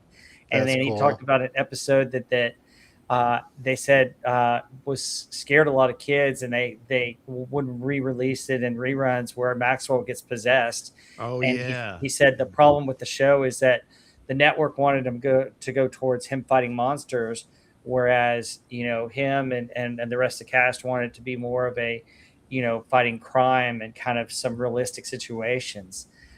So that was very interesting to get him to open up and talk about that. So Yeah. I actually got kicked out of the William Catt Q&A because I stood up and I asked William, I'm like, Mr. Catt, do you urinate in the shower? And he said, only when I'm staying at this hotel. And then they asked me to leave. Oh my goodness. No, I'm kidding. Okay, good. I didn't get kicked out. But if you go to the next slide, yeah, Rob. hang on. Also, Wallace Lang in the chat says, Gary Ambrosia, do you realize that John Ratzenberg was the Army technician running the missile controller in Superman, 1978? That's correct. Yes, And you know what else is interesting about Superman is if you look at the deleted scenes from Superman when Christopher Reeve is walking through the lair of Lex Luthor, and Lex Luthor's pulling all the traps on him, the fire and the machine guns. Yeah. If you look at the control panel that Lex Luthor's sitting at, it's the Death Star control panel that Han and Luke are discussing breaking out Princess Leia. It's the Oh, one they're wow. sitting at. It's like they didn't even bother to change it. They just took the wall down, and it's just the computer console, and that's his little control panel for his.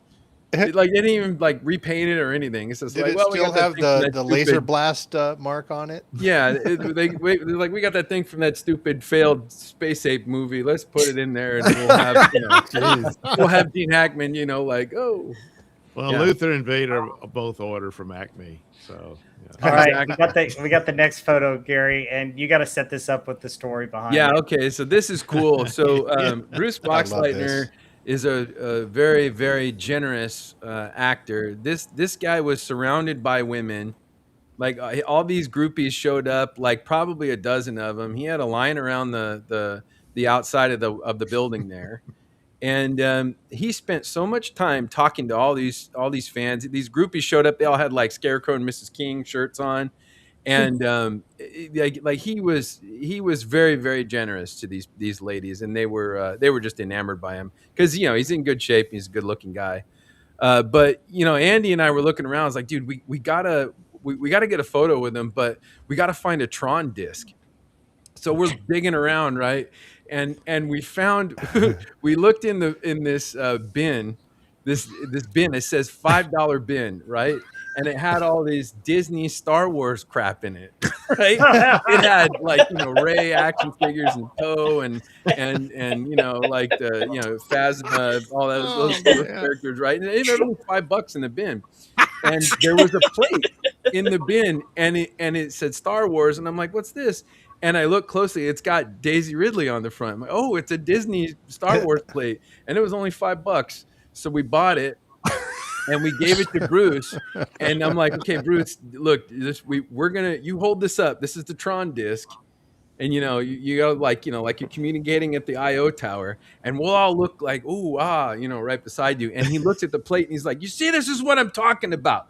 Who the hell is this?" I mean, they don't even put movie stars in movies anymore. This is a big problem, right? And I was after laughing my ass off, we finally did the photo.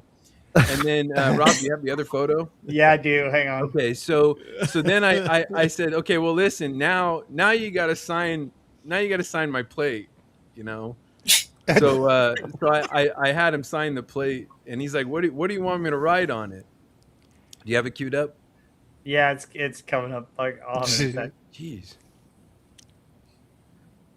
Well, anyway, Here we go. yeah, he was livid. So I had him sign the plate here. Oh my god! Who the hell is this?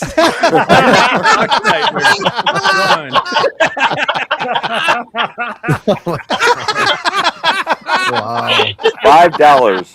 Yeah, There's the price tag. and he looks at me. And said, "Oh, am I going to get in trouble for this?" I said, "Don't worry. There's only a couple million people are going to see it."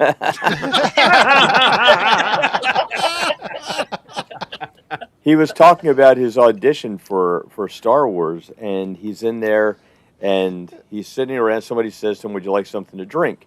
And so he says, "I look over and I see this guy, long hair and a beard and sunglasses and a bomber jacket, and he's kind of huddled in the corner. I think he's like somebody's assistant or something like that." And I looked over and I said, Brian De Palma's assistant. "Yeah, that was Brian it." De Palma, the famous director, was running the auditions. Go ahead. So he says to him, "Yeah, I'll have a black coffee." It's like George Lucas. Like, probably why I didn't get the part. He thought that George Lucas was Brian De Palma's assistant, and he told him to go get him a coffee. I guess Kathleen Kennedy wasn't around at the time. Oh my goodness gracious!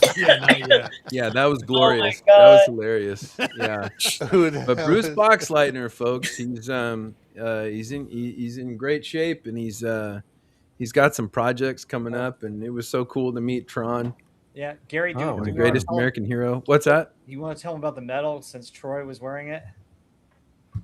Oh, that was like a gift that I made for everybody at Okay. the con. Everybody who showed up got the gift. Yeah. Oh, that's cool. Yeah. Very. But cool. it was a lot of fun. It was a heck of a lot of fun. We met a lot of our friends out there, and that's the big reward I get out of being on this show every week, is to go hang out with my buddies. Rob offered to give Princess Leia a gift, but she said she was too drunk. Yeah, that's all right. Well, I gave it to her instead. There you go. Oh, Holy shit! good old What a Road time, guys! 1027. What a time! Sounds like it was. Yeah, just it was a lot of absolute fun. blast. Holy shit! Bruce Boxleitner, I had no idea it was so cool. That's really Yeah. cool. Oh yeah. That So- was a breath of fresh air. 45 minutes he stood there talking to us. Wow. Yeah. We felt he told bad, us but lots there of was cool stories. Yeah, Yeah. and then the lead gal from Babylon 5 was right next to him. Yeah. No kidding. Yeah. So they were kind of doing, photos together with the Babylon 5 Oh, fans and stuff like wow. that. And, Wow. she's still, Yeah. she's still Still hot to smoking. trot, and, oh yeah, Yeah. good Excellent. looking gal. Yeah. Yeah. Sorry, No eating a kidding. banana. You know, the other thing that he mentioned was that when he saw the prequel trilogy, he saw the first prequel trilogy, and he got so offended when they killed off Han Solo that he was just like, Sequel. "This is stupid." Yeah, Yeah. sequel movie. Sorry, sequel. sequel. One of us. One of us. Yeah, one of us. Yeah, straight up. Nice. Son of a bitch. Guys, thank you so much for getting those photos, and that's absolutely incredible. What a hell of a story. Having that pose, you know. Yeah. Oh, I know that photo's so cool. Yeah. And What a he's good full on sport. troned out in the photo too, man. He's dedicated. You look at that photo, he's committed, dude. He's in character, yeah. Yeah, straight Yeah. up. And the He's only probably thing just pissed. He's looking at the picture of Daisy Ridley on the plate. yeah, we all are. This is what I'm talking Weird. about. That's what I'm talking It was about. so funny. It was so reactionary when I handed him the plate. He looked right at it and just started barking. It was fucking hilarious. See, this is what I'm talking about. Jeez. They should have gave him God another bless Tron him. movie. What a great It's guy. just ridiculous. He's Yeah. right there. I know. Man. It would have been a lot better. Yeah. Oh, it would have been awesome. Would have The been way he epic. described it about Tron and Ram kind of taking over the company. Yeah. Oh yeah, he was describing the unproduced script who's the guy that did Legacy? I don't remember. Jared Leto. Anyway, what? No, not Jared really. No. Oh, film, the the director, you second mean? one. Yeah. Kaminsky, right? Joseph yeah. Kaminsky, isn't that his name? Yeah. Yeah, he said that they had this big plan to do the third movie, and it was all going to be based on Tron and Tron and Flynn taking over the country, taking over the company, and like it was going to be epic. It was going to be, there was actually going to be Tron in a Tron movie, which was, Yeah. I guess Yeah. that's throwing us a bone these days, Yeah. Yeah. But And the Tron, he said like the Tron character was supposed to expand to be a greater program of protector of all users, protector of all systems. yeah, the Before. details he was going into the Yeah. story were really, really interesting, and it sounded cool. And he was really, really pissed that they didn't move forward with Oh, it. yeah. Yeah. And there was no reason for them not to move forward with it, which is probably why they didn't move forward with it. Like that's their fucking logic. Yeah. Like, wow, this is gonna be great, cool, let's scrap it. Yeah. Yeah. Kind of like the Stargate Yes. logic over Exactly, at it's Amazon. the same thing. Same man. thing. Yeah. Mhm. Same. They just refuse to expand on ideas that they didn't come up with. So they got to Yeah. change it all. Yeah. The Robert Stack School of film development. Shouldn't we turn on the runway lights? No. That's just what they're expecting us to do. You or anybody else know what happened to this movie?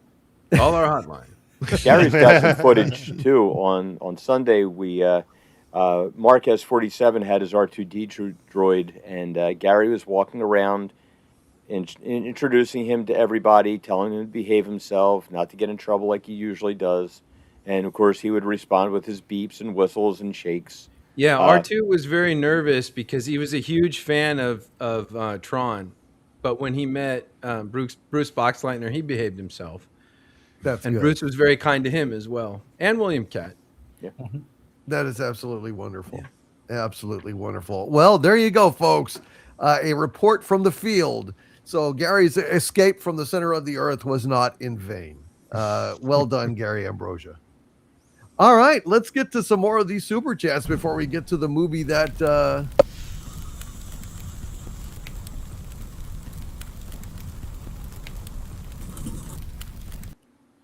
All right, folks, let's see what you guys have to say here.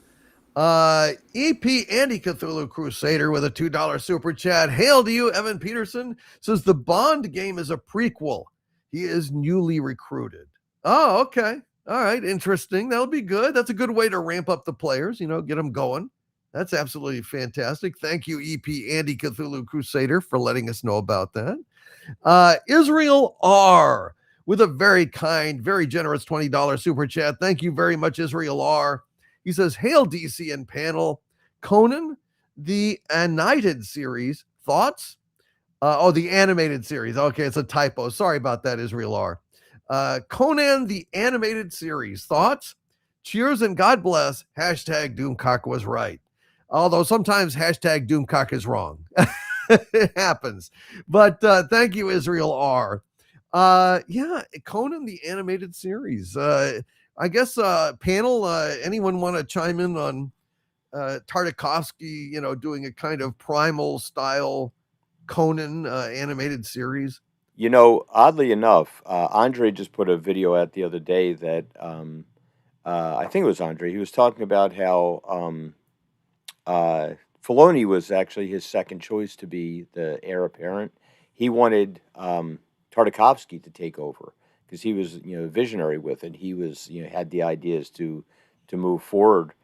And that original Clone Wars cartoon was so well done. Tartakovsky has the ability to just tell a story with pictures. Yeah. Which is kind of what you need. If you look at Primal, it's pretty much a Conan story there with dinosaurs. Yeah. So I'll watch it, and I think he'll be able to capture the tone of it pretty well. I hope it will. I really wish that Amazon live action series had gone because, golly, imagine having a hard R Conan the Barbarian series, with modern special effects and, staying true to Robert E. Howard and all those fantastic, monsters and, sorcerers and, beautiful women running around scantily clad. Geez. Well, I guess we'll never get anything like that, but it breaks my heart, dude. It really breaks my heart. But anyway, let's see. I'm definitely open to watching it, and I'm excited about it. I hope that it will be good, Israel R. I just can't help but think of what could have been, but maybe this will be even better in a way. RIC 920 with a $20 super chat. Hail to you, RIC 920. He says, I just finished watching and ranking 500 movies from 1983 to 1987. Took a year. 324 were first timers. It was quite cathartic, somewhat educational, and slightly exhausting.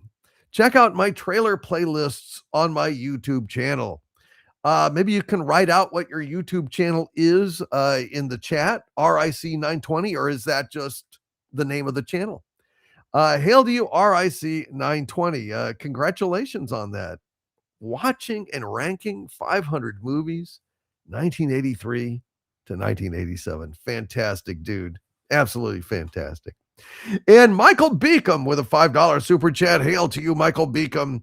He says, regarding Blockbuster, for Bruce's last several film events, the stars have been staying in the theater. They crave the crowd experience. Yeah, you told me that. Like for these folks, they have fabulous film events they organize where they bring in people, like they've brought in people like Anne Margaret, for example, and they'll screen one of their films. And they say that the stars that are visiting actually really love sitting in the theater and hearing people's reactions to their films. And I just think that's really amazing. It's a very human thing, and I think it's a charming thing. Hail to you, Michael Beacom. And RIC-920 says that is the channel handle. So go and check out RIC 920 his YouTube channel, folks. It's sounds like a hell of a mountain to climb watching 500 movies between 4 years in the 80s. Probably fantastic. Thank you, sir. And Walter Tomaszewski, it's been a channel member 58 months now. Thank you, Walter. Walter says, part 1, DC, the SSO had an all-team meeting today. And then Walter Tomaszewski adds with a $4.99 super chat. I told a coworker it's to announce the Seattle AI Symphony Orchestra. He replied, then they'll have to break out more champagne. Okay. The Seattle Symphony Orchestra. Walter, how did that wind up, dude? Were you right? Or was it just a good joke? AI Symphony. Scott V with a $10 super chat. Hail to you, Scott. Says, hail Doomcock and panel. Major League is an all-time favorite. I know this movie almost word for word, living in the Cleveland area. The ending made me have tears of joy. I cried like a baby. Live long and prosper. Hail to you, Scott V. I'm glad we're doing it tonight for you then, my friend. That's a wonderful thing to know. It looks like we're doing some good deeds here tonight on Pop Culture Breakdown. And Dark Saber Force has been a channel member 42 months at the Dumentide level. Hail to you, Dark Saber Force. Says they shouldn't have brought Craig back after saying he'd rather die than return his Bond after Spectre. Him holding the role hostage made Henry Cavill age out. Wow. I didn't know any of that. I didn't know any of that. That's terrible, Dark Saber Force. Son of a gun.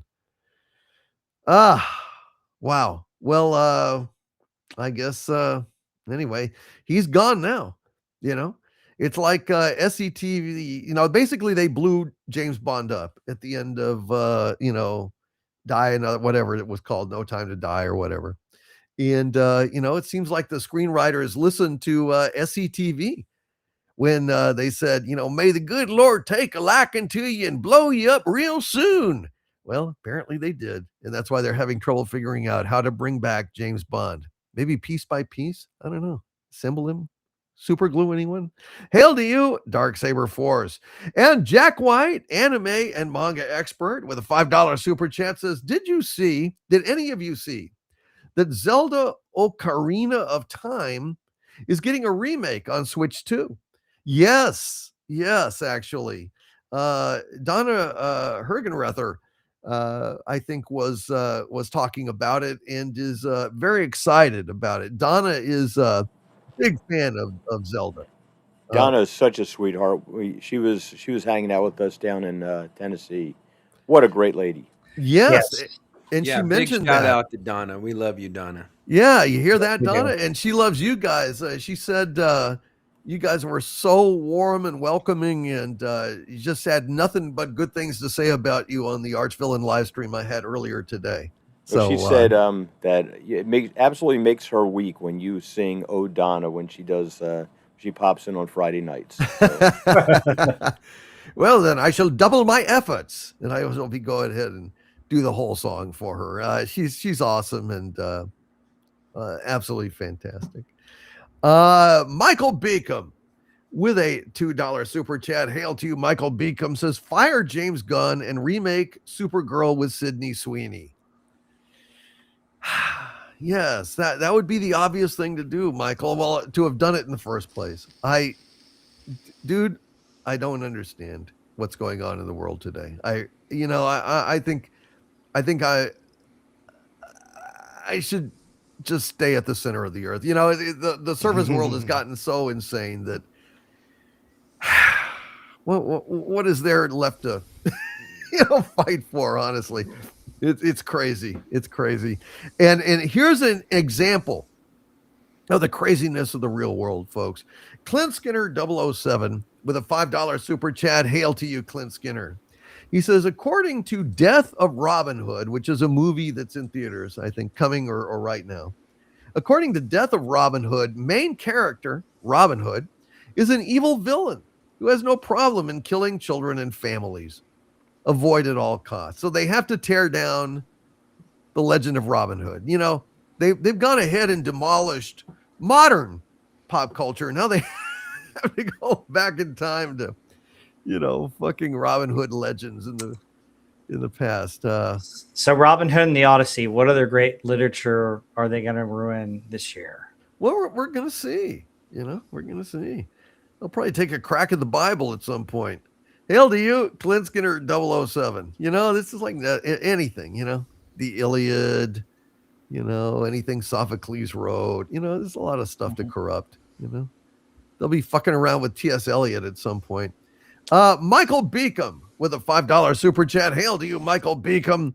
He says, Variety, etc., trashing Supergirl in reviews is more about bringing down James Gunn than any real statement on the film's quality, in my humble opinion. Okay, well, fair enough. I think a number of us are going to go and see it, and we will present a review of it next week on Pop Culture Breakdown. So listen, I want it to be good. I like James Gunn.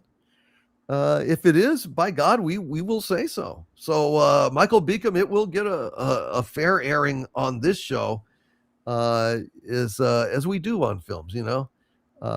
I don't know. The more that I hear about it, the more interested I am in Avengers Doomsday. That one and Coyote versus Acme, I think, are the two movies that I'm looking forward to most the rest of the year.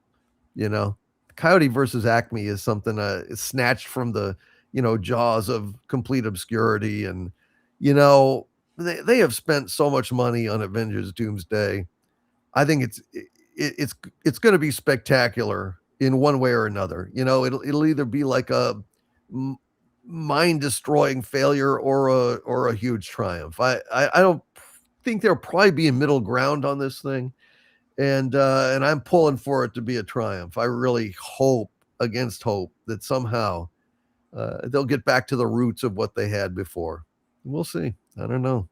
Hail to you, Michael Beacom. But either way, we will do a fair job on reviewing these things. Jack White with a $20 super chat. I believe at this point that Jack White is going to be a producer tonight.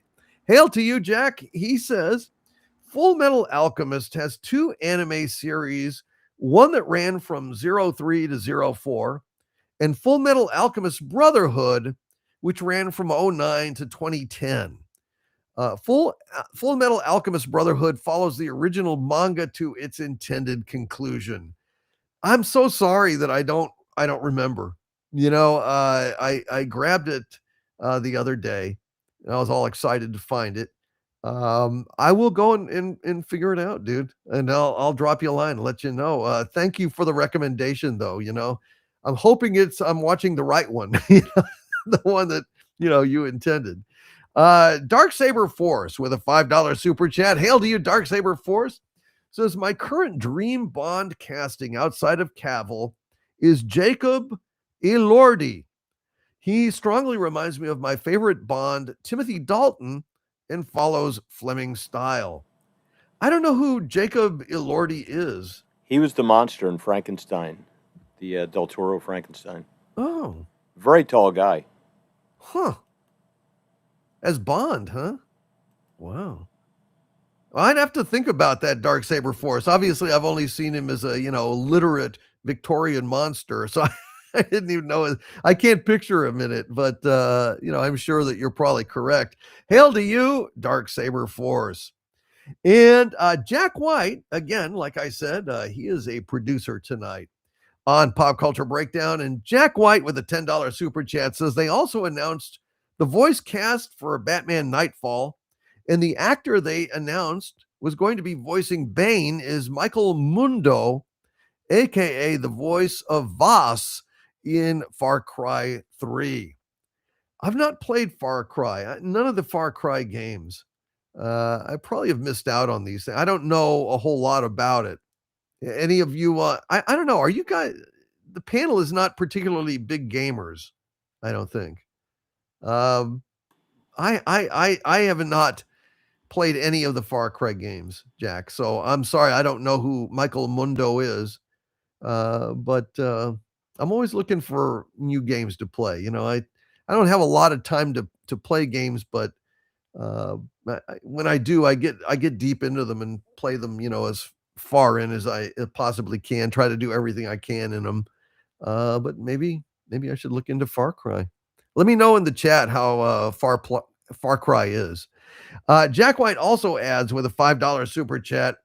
They've also confirmed that the Robin on Nightfall is Tim Drake, just like in the original comic.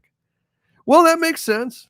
That makes sense, Jack. Like I said, I did not enjoy watching Batman get ground down and then have his, back broken. Spoiler, but it's, been out since what, the 90s. It's just, I own the series. I read the series. I don't know. I don't know if I'm gonna watch that one. It's just like, who wants to see that? I don't. I don't know. Batman's probably my favorite superhero of all time. Him and Spider-Man. Paula Veter Gamer with a $4.99 super chat. Hail to you, Paula Veter the Gamer. He says there's been a 6.9 earthquake in Japan about 2 hours ago. Oh my goodness. Let's pray for our Japanese dominions. May they keep safe. Absolutely. Gosh, I hope Osaka Chandal is okay. Has anyone heard from her? Is she in the chat or anything? I certainly hope and pray for Japan the best, and I pray that she's okay. Sending a little love out to Osaka Chandal here tonight. Thank you very much for that heads up, Paula Veter the Gamer. Oh shit. Marco Antonio Checafunke says, I heard of a 7.1 earthquake in Venezuela. Go figure. Jeez. Oh boy. Hope things are not afoot out there. Hail to you, Paula Veter Gamer. And Flex Honcho with a $5 super chat. Hail to you, Flex Honcho. Says, I'd pay real money to see all 7 of you go see Supergirl together. Oh dear. Oh dear. I don't know. I don't know what would happen. I don't know what would happen in the theater, having all that concentrated Xanadu-ish energy crackling in the audience and bored. Jack White, probably. Who knows? Maybe it's good. Jack White with a $10 super chat. Again, producer Jack White here on Pop Culture Breakdown. Hail to you, Jack. Jack White says, I'll bet the theatrical release of the first 2 episodes of the new season of Bleach, 1,000-Year Blood War, are going to make more money than Supergirl. Well, it's funny, Jack. There was a person on X who posted like the ticket map of 2 theaters. One of them was a big theater with Supergirl that only had like a handful of tickets sold. It was largely empty. And then they had a shot of like a screening of, I think it was Godzilla versus Biolante or something, and it was almost full. And like, well, maybe they're showing maybe it's just swap theaters for these things, Jack. So you may well be right, dude. You may well be right. And Paula Veter Gamer with a $4.99 super chat. Hail to you, Paula Veter Gamer. He says, like Invincible Viltrumites, the Kryptonians from My Adventure with Superman are a conquering race of super beings. Guess that's the gameplay for DC. I don't know. So you're saying that My Adventure with Super, is that like a game or something? Is there a Superman game coming out? Is that what you're talking about, Paula Veter Gamer? Maybe clarify in the chat. I'm not sure I followed the logic of this. Hail, my friend. Let me know in the chat. An EP Anti-Cthulhu Crusader with a $2 super chat. Hail to you, Evan Peterson. He says people are buying manga instead of DC and Marvel. This is absolutely true. Absolutely true. I spoke to someone at Dark Horse, and they told me that their manga flies off the shelves. They are moving much more manga than any of the other stuff that they do. And I have seen statistics that manga is thriving where American comic book companies are languishing. In a morass of woke. They've done so much, agenda stuff and so much, retconning and rebooting and chasing, the kind of modern audience dollars that never materialize. That people are sick of it. So hail to you, EP Anti-Cthulhu Crusader. Yeah, I do believe that is the case, and well said. And I see that Jack White is an executive producer tonight on Pop Culture Breakdown with a $50 super chat. Jack, Thank you for that, sir. I will be reading that right after our movie of the week. So let's go ahead. Let me go ahead and pull this up, and let's talk about a movie we love. What do you say?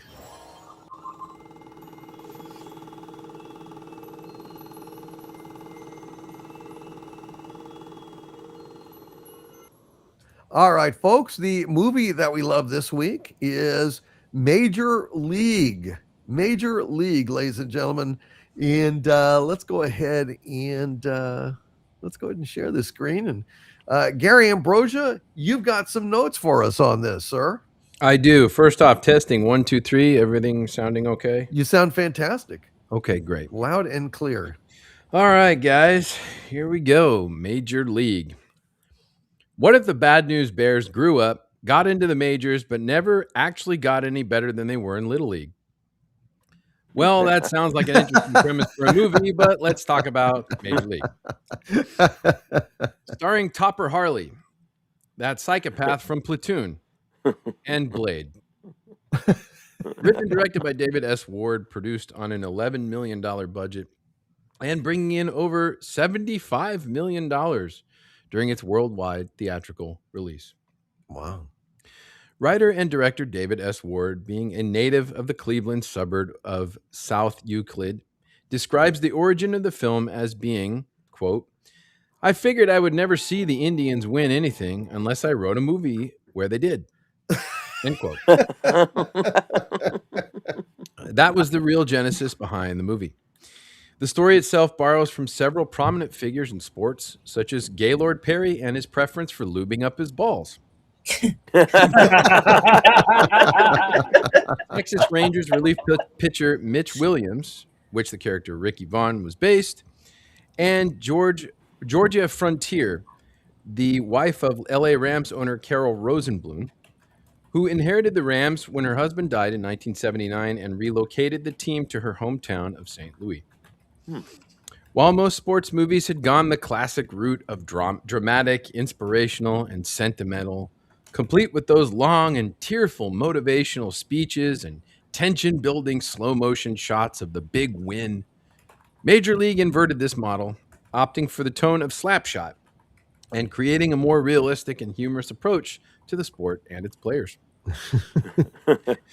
Charlie Sheen was no stranger to baseball. The actor played both as pitcher and shortstop for Santa Monica High School. His coach, Jose Lopez, spoke highly of his talent, not only as an athlete, but referred to him as a, quote, model kid, end quote. Sheen's focus was on becoming a professional ball player, and he attended the Mickey Owen Baseball School for several summers in a row. Strangely enough, Sheen was shortly thereafter expelled from Santa Monica High, not only for poor attendance and failing grades, but also due to an arrest on credit card fraud. And his dream of playing professional ball had come to an abrupt end. His real-life pitch was clocking in at 79 miles per hour before production started. While shooting, Sheen had got it up to upwards of 85 miles per hour, and it shows. And the actor does most of, if not all, of his own pitching. Wow. In 2011, Sheen admitted to using steroids in order to turn up his own heat. Incidentally, the decision does feed his performance throughout the film. Is it cheating or is it method acting? Who knows? Corbin Burnson, known for his work on Emmy Award-winning 8-season run of L.A. Law, took the role of Roger Dorn because he was tired of wearing a suit and wanted to get some fresh air. The actor felt like the movie was going to be forgotten, and he was just in it for the money. Ironically, this is exactly the same motivation as his character Dorn, which is played for real. Again, method acting. And to think these guys get paid to do this. In 1988, Wesley Snipes' biggest role had been that of his appearance in the Michael Jackson video Bad. He was offered a role in Spike Lee's Do the Right Thing. However, he turned it down to play the role of Willie Mays Hayes. This proved to be the right decision, as his charm and humor were on full display in Major League. Although he was athletic, Ward claims he was not very fast. Undercrank cameras and other various Hollywood magic tricks were utilized to make Snipes look as fast as any other major league player. How about that? Wow. Couldn't run for shit. Couldn't pitch for shit either. But, he looks great. Former Cosmo and Vogue model Renee Russo makes her acting debut as Lynn Wells. The geeky and awkward young girl, once diagnosed with scoliosis, forced to wear a full body brace and given the nickname the Jolly Green Giant by her less than understanding high school classmates, apparently used her hands while talking so much that director David Ward had to tie them behind her back just to get the shots he needed. Used on TikTok, we could rid the world of Karen hands, and life would be just that much sweeter. Isn't that just the worst thing? From the beginning, there was only one Harry Doyle. Ward said, "I get Bob Uecker or I get no one."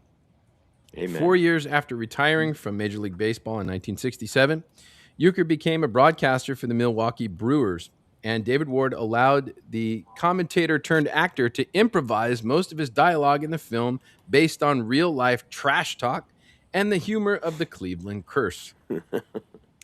Although Bob Uecker only spent 2 days filming his scenes on Major League, his memorable dialogue has been quoted and impersonated by sportscasters for decades. Strangely enough, when Ward hired Uecker for his role in the film, he had done so after seeing his Miller Lite advertisement and his performance on the television show Mr. Belvedere. The director had no idea that Uecker had already been the radio broadcaster for the Brewers for almost 20 years. What a coincidence. How do you not know that? I don't know. You're writing a movie about baseball. You don't know Bob Uecker?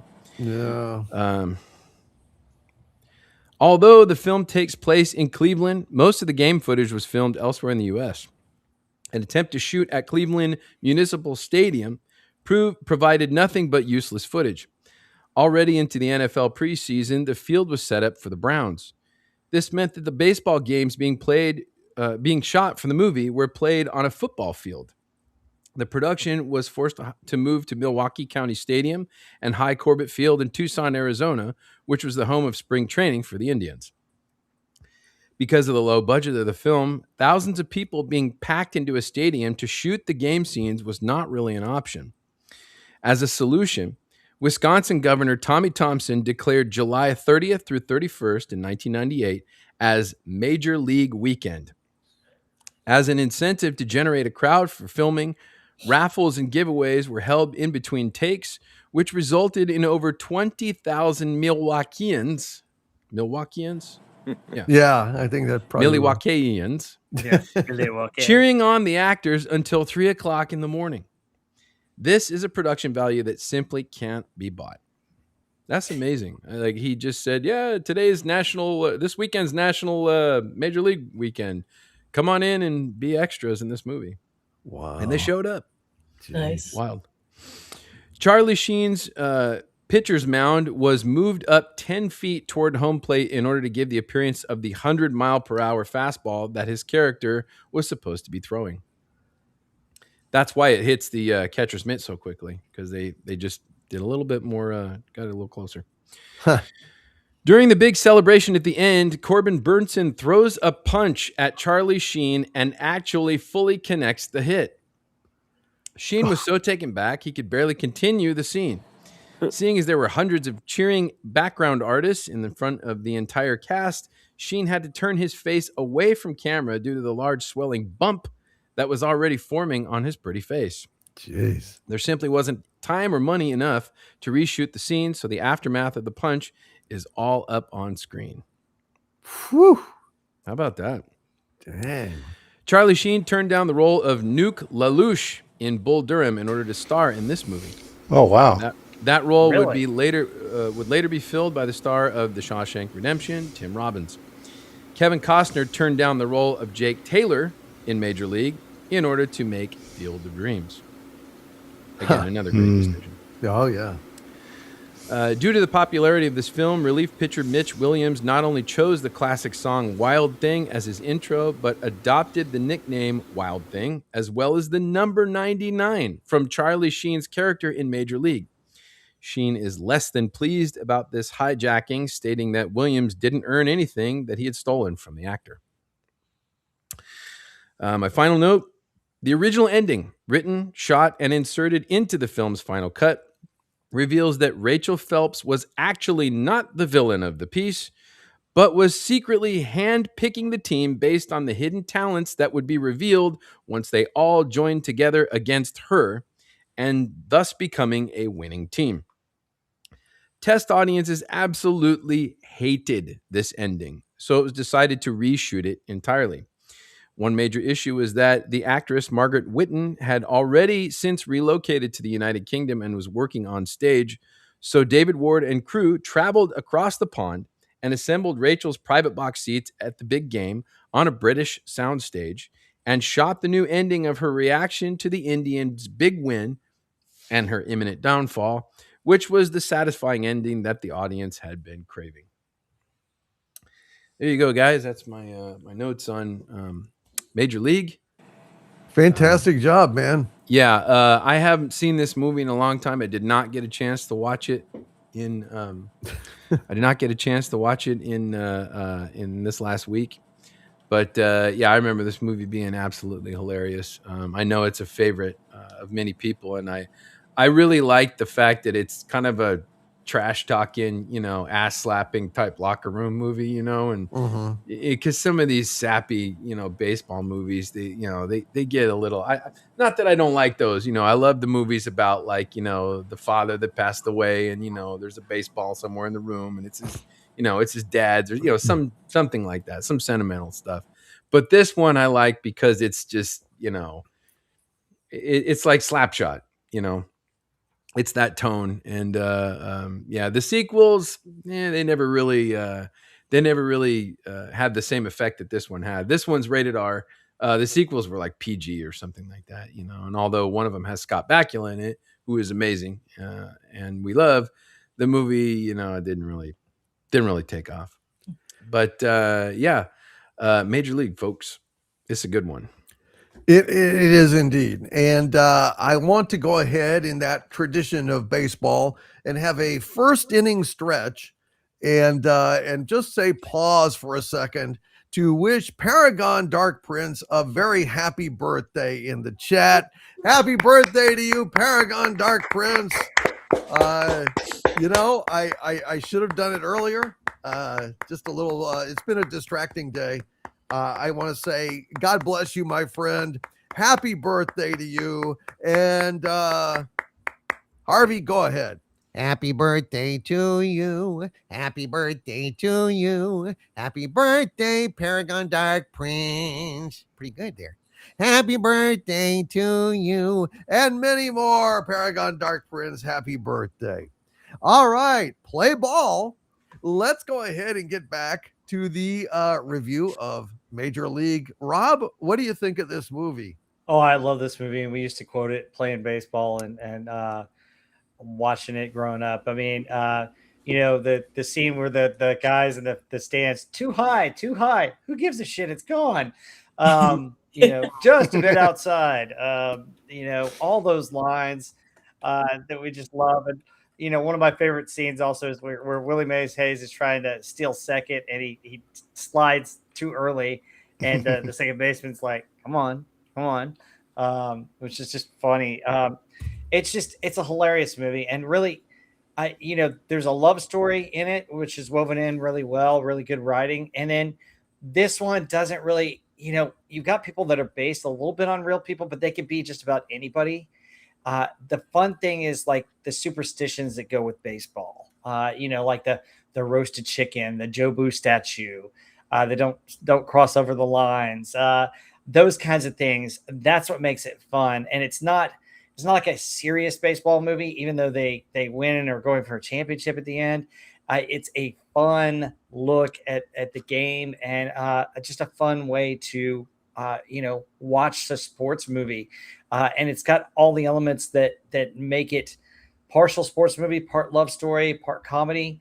And it's great. And I also want to mention a couple other things just really quick that I think it's funny is the Cleveland Indians, unfortunately, have changed their name. We don't want to talk about that, but They have the longest drought now for winning a World Series. They haven't won one since 1948, so the Cleveland curse is still there. And also, folks, if you ever get a chance, look up 10-cent beer night in Cleveland against the Texas Rangers in 1974. That was an epic disaster that has never been repeated because you had drunkards get into a brawl in the ninth inning of a game, which would have been funny if they would have shown that in this movie. That's the only thing I wish they would have added to it. But yeah, this movie's hilarious, a lot of fun. It was #1 at the box office when it first came out, and you know, I saw it as a kid, and it's been one of my favorite baseball movies ever since.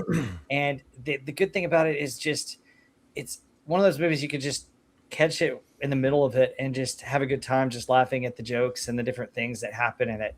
It doesn't take itself seriously, and that's what makes it great.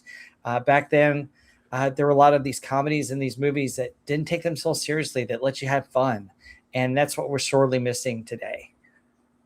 Yeah, absolutely. Fun is the missing element, and it's going back and watching, you know, these older movies and watching older shows too, like Stargate. You know, I'm just like reminded, golly, man, things used to be so awesome. You know. It's just sad that things have gone to shit like this.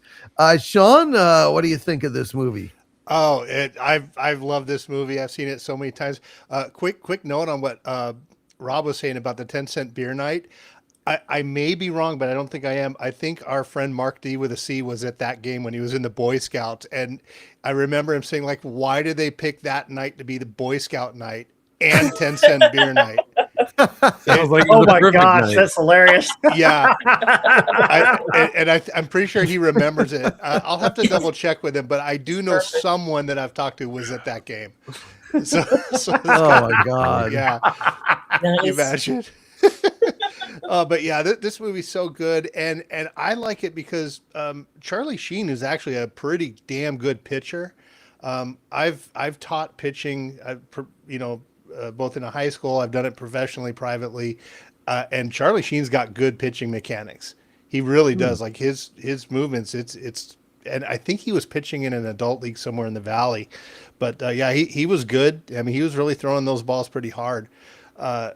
But such a good movie. My favorite part in the movie is Bob Uecker in the beginning goes, "Welcome back to another season of Indians baseball," and he's pouring the whiskey in the glass. But then he's got the bottle and he just goes, he like puts the whiskey behind his ear like it's a little bit of perfume, and he's so subtle with it.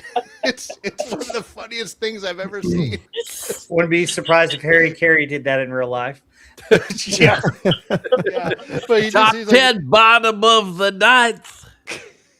yeah, but he's just going, yeah, we'll see about it, how Chief Wahoo's going to do it this year. And he's just so natural with it. It's so good. All these lines, and, Taylor swings and hits one towards South America.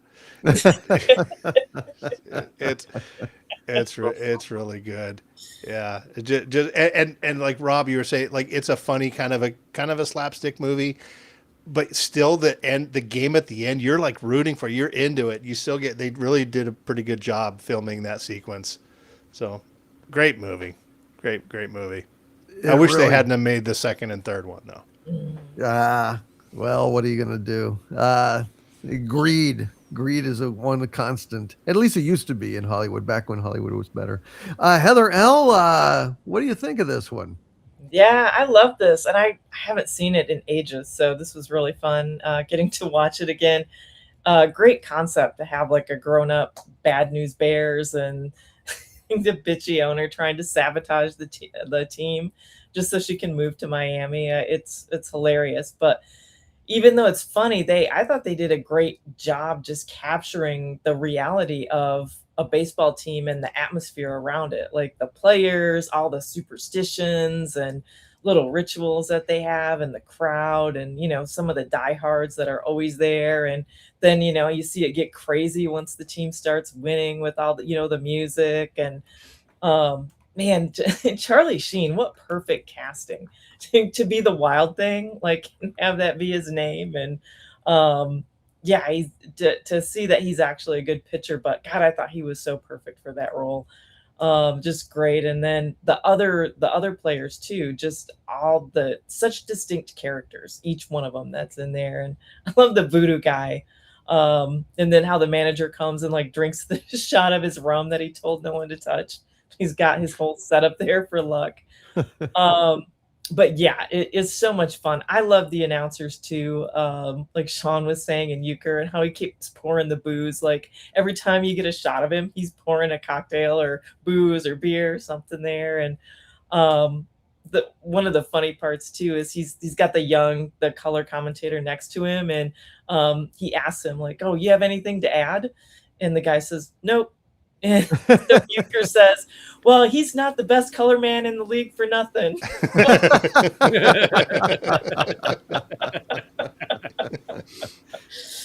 It's great. It's just great. Perfect little caricature of baseball and why it's so fun. Outstanding. Thank you, Heather L. Hey, Doug Nelson, what do you think of this movie? I don't know. I've never seen it. Ah, well, there. Wow, Doug. Honest answer. Are you a baseball guy, Doug? I was for a time, so it is surprising that. Well, you know what? Check it out, man. You'll probably like it a lot. All right. Yeah, all right. Thank you, Doug. Sorry about that, dude. Andy Masterson, what do you think of this movie? Well, in that case, it was all right. All right, then I'll give it a shot.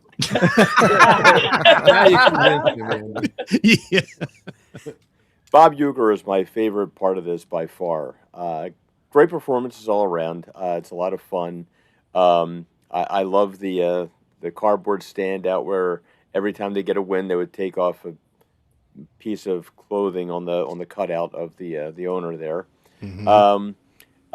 Charlie Sheen, he is a decent actor. He's and he's got some charisma and charm to him. He's a lot of fun. Of course, as you watch the train wreck unfold in real life, as Heather was pointing out, calling him Wild Thing was sort of prophetic. Dennis Haysbert was the voodoo guy. He's the Allstate agent. Outside of Mayhem, he is the voice of Allstate Insurance. Oh, that's right. Yeah. Oh, wow. And it's funny too because usually he's got this loud, booming voice in all of his parts, but he's pretty low key. There are so many great, funny, and amusing scenes in it. Just the clips with Corbin Burnson going up there, and he's such a jerk to everybody. And then at the end of spoiler alert, but it came out in 1989, so I don't feel bad. Comes up to Charlie Sheen, he's like, Berenger's like, oh God, here we go again. He's going to start a fight, and he's like, strike this son of a bitch out, and then he just proceeds to. Tom Berenger doing the heckling to the batters if they go up there. It's like, how's your wife and my kid? That was funny. Great movie. It's a lot of fun. It's good standard 80s fare, which in retrospect, after watching things like the sequel trilogy, I don't know that they were any bad movies in the 80s. Yeah. It kind of makes everything a little better, a little brighter, If there's one positive, it's that. That kind of heckling, the catchers actually do that. Yes. They really screw with those batters. Catchers talk a lot of shit, that's for sure.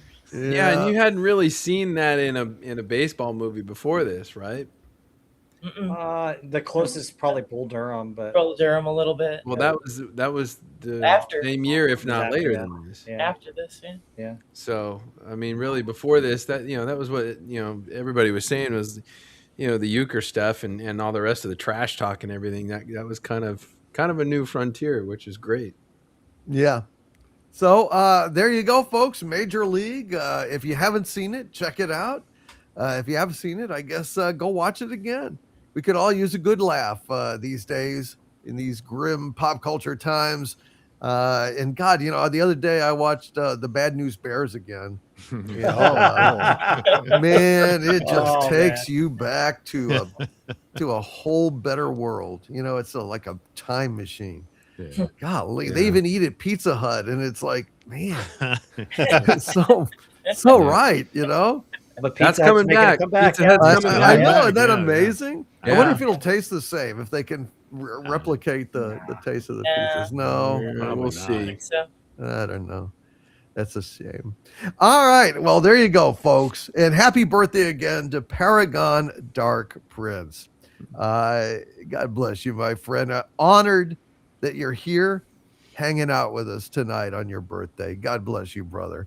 All right. Let's go ahead and get to back to the last of our super chats here. We do have a few left. Let me see. Where are we? Clint Skinner 007 with a $2 super chat. Hail Clint. He says Zack Snyder directing Escape from New York remake. Oh God. Yes. Wow. With Yeah. what? It's so oh God. All right. Well, just Taika ignore it. Waititi is Snake Plissken. All right, I'm interested. Oh my God. Yeah. Double feature with Supergirl, I mean, Yeah. Oh, jeez. Holy shit. Okay. Well, good for Zach. I'm glad he's staying busy, but I have no interest whatsoever in seeing yeah, that. don't do that. Come on. None whatsoever. Now, Sidney Uh, Sweeney could possibly take on the Adrian Barbeau part, That's for true. obvious reasons. Yeah. Well, yeah, Yeah. maybe so. Maybe so. Adrian Barbeau, though, Yeah. jeez, That's she Yeah, was she's Swamp Thing. special. she she was is. something, man. Oh, she was. No doubt about that.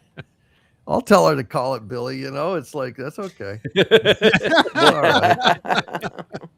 I got a real quick story about Adrian Barbeau. Not me personally, but if you want to take a minute. Yeah. Go ahead. So my buddy Kevin, he was the werewolf in the American Werewolf in London, right? And he told me a really funny story. He said that he was doing I think it was some commercial or something like that. I can't remember if it was a beer commercial or something, but it was like a Halloween themed one.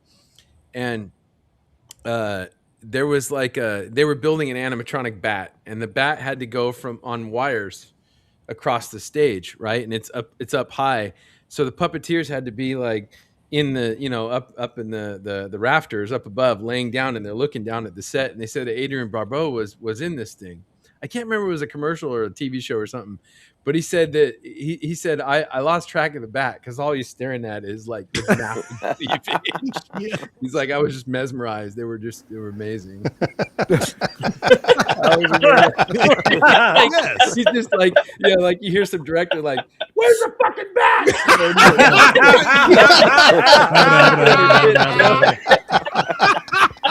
Oh man. Oh, glorious, dude. Oh dude. Well, I don't blame him. He would not be convicted by a jury of his peers. That's for absolutely sure. Absolutely sure. She was something. Holy shit. Yeah. I think she was first on Maude. Yes, she was. Yeah. Way back in the And late then there was 60s? cleavage. 70s. Maude. 70s. It would have been like mid 70s. Oddly enough, there's no stories like that about B. Arthur. No. Yet. Yeah.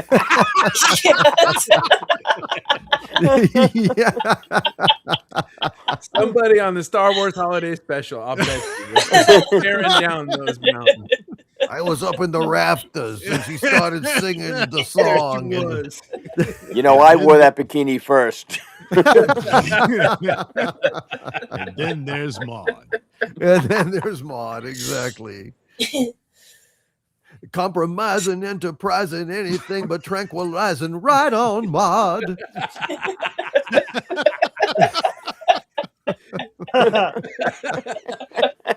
Oh, man. And Michael Beacom with a $5 super chat. Hail to you, Michael Beacom. Says, regarding Superman with a harem, Gunn needs to read Man of Steel Woman of Kleenex by Larry Niven to see why that wouldn't work. Was it Larry Niven? I thought it was Harlan Ellison, but maybe it was Larry Niven. Basically, like, Superman, he can't sleep with Earth women because, his sperm would basically be like bullets. And just, it would not work well. And then, they'd be like super sperm that could swim basically, all over the earth and would impregnate all the women automatically with, just one application, let's say. So, I yeah, guess he's got to cook his load with his heat vision to make sure it's you better move quick. yeah, I know, yeah. Yeah, it's like Wonder Woman's the only woman who could, take him. Yeah. Yes. Maybe Supergirl, but the whole the incest thing. Power Girl, right? Well, they're technically she's from an alternate universe. Exactly. So I guess you could say they were not really cousins.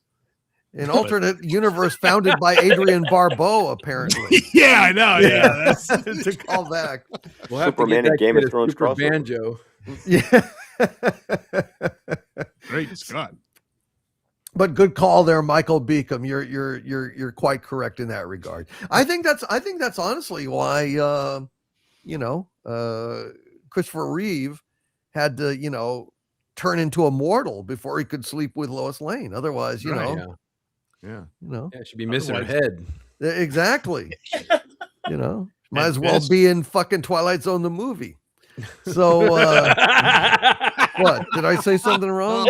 Oh, Oh dear. Which What did I ironically do? came out, was it 43 years ago today? What did? Twilight Zone the movie. Oh wow. That's Today. true. Today is Today's the the anniversary of Twilight Zone the movie. oh, gee. Man, Wow. that's half Yep. of a really great movie, Yeah, Yeah, I sure dropped the copter on that one. Yeah. Jeez. Just a little off the top. Too soon? I don't know. Probably too soon.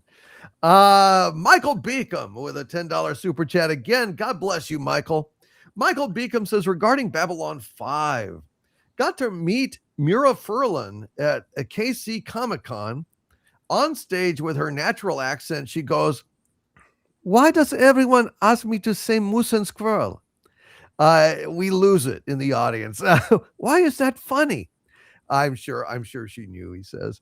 Yes, moose and squirrel. Hail to you, Michael Beacom. Mira Furlan was pretty cool, from what I understand. Babylon 5 is a great show. If any of you haven't seen Babylon 5, you guys should check it out.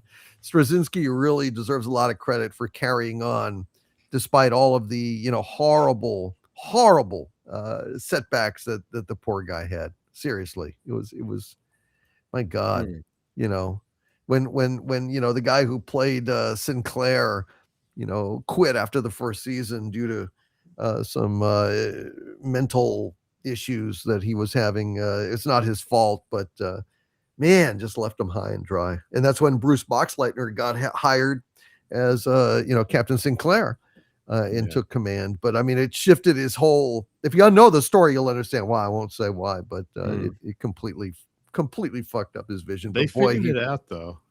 Yeah, the way they rewrote it, but you always got to wonder, well, what was the original plan? I of course, know. But Well, I've never seen the show yet, so It was cool because it built and it really had a long narrative story. Yeah. In the very first, there's a hole in your mind, and when, that whole invasion, when they were on the line and they all backed off. Why did they do that? Well, it's really important, fuck. Yeah.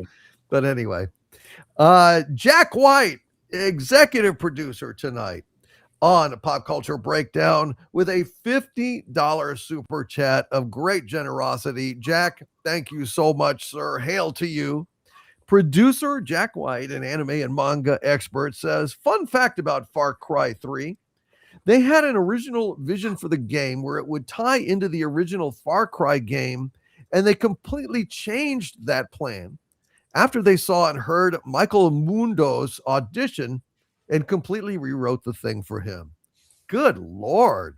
Wow. Dude, that's amazing. That never happens. That's an incredible factoid there, Jack. Dude. Yeah. Well, you know what? I'll look into Far Cry. There's so many great game series out there, honestly, that I have never even touched. I haven't scratched the surface of, Um, I'm looking forward to it. Maybe I'll go in and see if I can't scrounge up a copy of Far Cry. Should I start with Far Cry? Any of you out there in the chat that know about this game? Jack, do you know? Should I start with the original Far Cry or start with something else? Is it important? Walter Tomaszewski with a $1.99 super chat. Hail to you, Walter. It says newly built crossovers for cardboard speakers in play. Yes, Walter Tomaszewski has built cardboard and foam board speakers. Why? I don't know. Do they sound good? Surely they can't sound good. Well, do they? Walter, what is the objective of this? I mean, other than a show of, great technical prowess and skill, why are you doing this, dude? I've wondered about that. I think I've asked you about it before, but it still boggles my mind. Why would you build speakers out of cardboard? Udite 1 with a $10 super chat. Hail to you, Udite 1 says, FMA first anime got me into the genre. The manga was still going and I followed it until the end. Then watched Brotherhood. Maybe a hot take, but I'm glad I did it that way. And then he continues with a $10 super chat. Both are great, but it's easier to be hyped for the real version when you've liked the alternate than the other way around. I also felt like the first anime pulled me in with the intro better. And then he concludes with a $5 super chat. It also had certain story elements I preferred, though I mostly prefer the true story. Now, this is Full Metal Alchemist he's talking about. Full Metal Alchemist. Thank you very much, Udite 1. I'm getting into that world now. I've got like the stuff, and I'm going to be watching it, and yeah, I'm looking forward to it. I hear it's excellent. I reliably am told it is excellent. Thank you, Udite 1. And Steve Hall in the chat says, sadly, Michael O'Hare, who played Sinclair in season 1, left Babylon 5 because he was suffering from schizophrenia.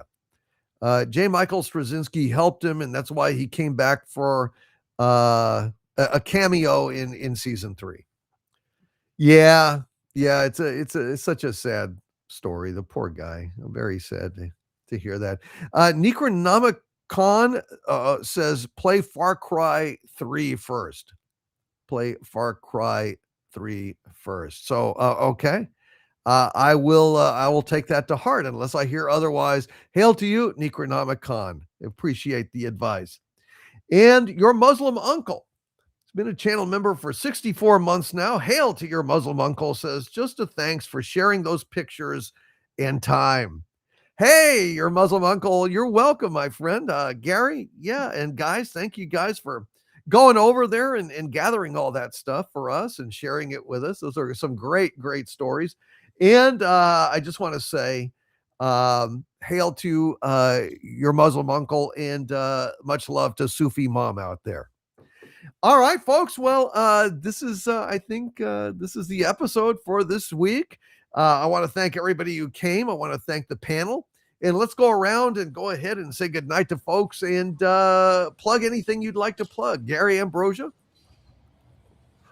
I just want to say hail to the chat, hail to the wrenches. Although I am imprisoned against my will, it's an absolute honor to be back here in solitary confinement. But we'll be back next week, and we will see you guys later. We love you, and take care. Stay angry. Thank you very much, Gary Ambrosia. Great job on the notes, man. I know it was tough, especially, given all you've been, dealing with this week. So God bless you. Thank you for that. And Robert Wright, go ahead and plug your channel, my friend. Yeah, Rob Wright's Gen X Pop Culture. This past weekend, my panel and I did the Hits of 61, and we had a great time doing it. if you get a chance, go back and watch that. Agent Pepsi 1 is hilarious. Heather's hilarious, and we have some great takes. And then today I dropped a video Cheers retrospective. So if you love the TV show Cheers, check out that video. I talk about how it was almost canceled after one season. So check that video out. But join my panel and I, Heather L. and I, on Sunday. We're going to be doing a Western. We're going to be doing The Big Country with Gregory Peck and Charlton Heston. This one's an unknown Western that's not real well known, but it has an excellent score. It's a good movie. It's a good story. So come watch us at 5:30 Central on Sunday as we review that movie. Thank you very, very much. Rob writes Gen X Pop Culture. And Sean, go ahead and plug away, my friend. Yeah. So you can find me on the Sci-Fi Model Guy. Thank you again, DC, for the little shout out on the video you made. And my current project is right here. I don't know if you guys can recognize what this is. Look at that. Yeah. The old red light. Now this isn't battle damage; it's light blocking. So, okay. This is Torpedoes fire! yeah. No, I'm making this one a clean I shall version. avenge you. Yeah, she is. Heal them, Terrell. Yeah, but this little piece here represents about 40 hours of work so far. So I've really put in a lot of time. It's going to look nice, but I'm really looking forward to finishing that. Anyway, but thank you for having me. Hail to the chat always. You guys are awesome. Love talking with you guys, and we'll see you next week. All right. Thank you very much, Sean. You are awesome. Heather L., go ahead and bid adieu to these wonderful folks here tonight, or whatever you'd like to say. Adieu to you, of course, too, Doomcock. A pleasure being here with you and the gang, as always. And yes, good night to the chat. Love you guys, and hopefully see you on Friday. All right. Hope so for a Friday Night Frolics. And Doug Nelson, please go ahead and plug away, sir. Hi, I'm Doug Nelson. Turns out I got stuff I do. I got the Nelson ratings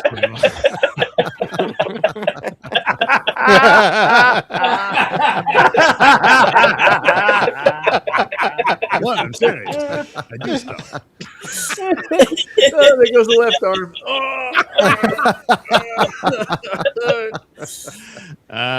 Yeah, I got the Nelson ratings. You can watch my videos there.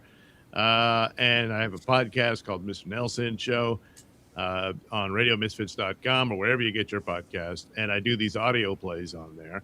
And then eventually I turn them into comic books, one of which is called Night Night. Yeah, it's kind of the main one. So you head over to indieplanet.com, look up Night Night. See, it's night as in night. Oh.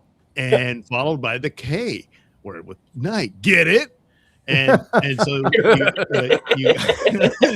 you order it from indieplanet.com, and then you can experience the happiness that Rob Wright is experiencing right now. That's right. All courtesy of Night Night Comics. So don't delay. Order your Night Night today. Thank you very much. Doug Nelson, a vast entertainment empire, ladies and gentlemen. The great Doug Nelson. Thank you, Doug. Hail to you, sir. And Andy Masterson also has a YouTube channel as well. Go ahead and plug away, Andy. Well, my latest project was for our friend Culture Casino, who just started his gardening channel. And so since he's a superhero for all things that grow, I decided to make him into his very own superhero. Now, He has a super hoe. he has his magical golden hoe.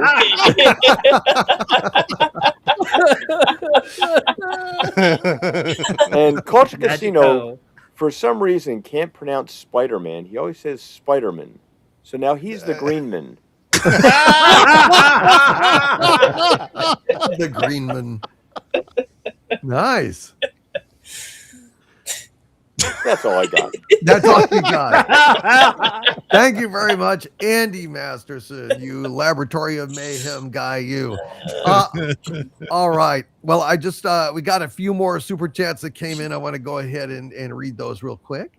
Hold on just a sec here. Jack White, who is a executive producer tonight on Pop Culture Breakdown, he adds with a $5 super chat. Another fun fact, Michael Mundo is playing Scorpion in Spider-Man, Brand New Day. No, I think. Oh yeah, okay, Brand New Day. That's right. Hail to you, Jack White. He's playing Scorpion in Spider-Man Brand New Day. Interesting. So now I know what he looks like. Thank you very much, Jack. I did not know. Michael Mundo. Okay, he's not been on my radar so far, so it's good to know about this.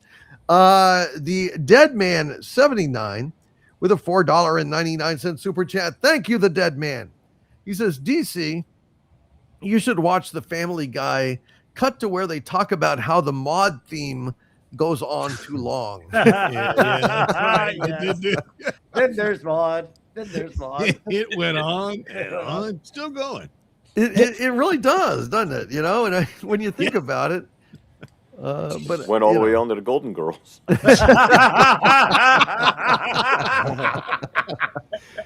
Oh boy, the This Golden is the song Girls. that never ends.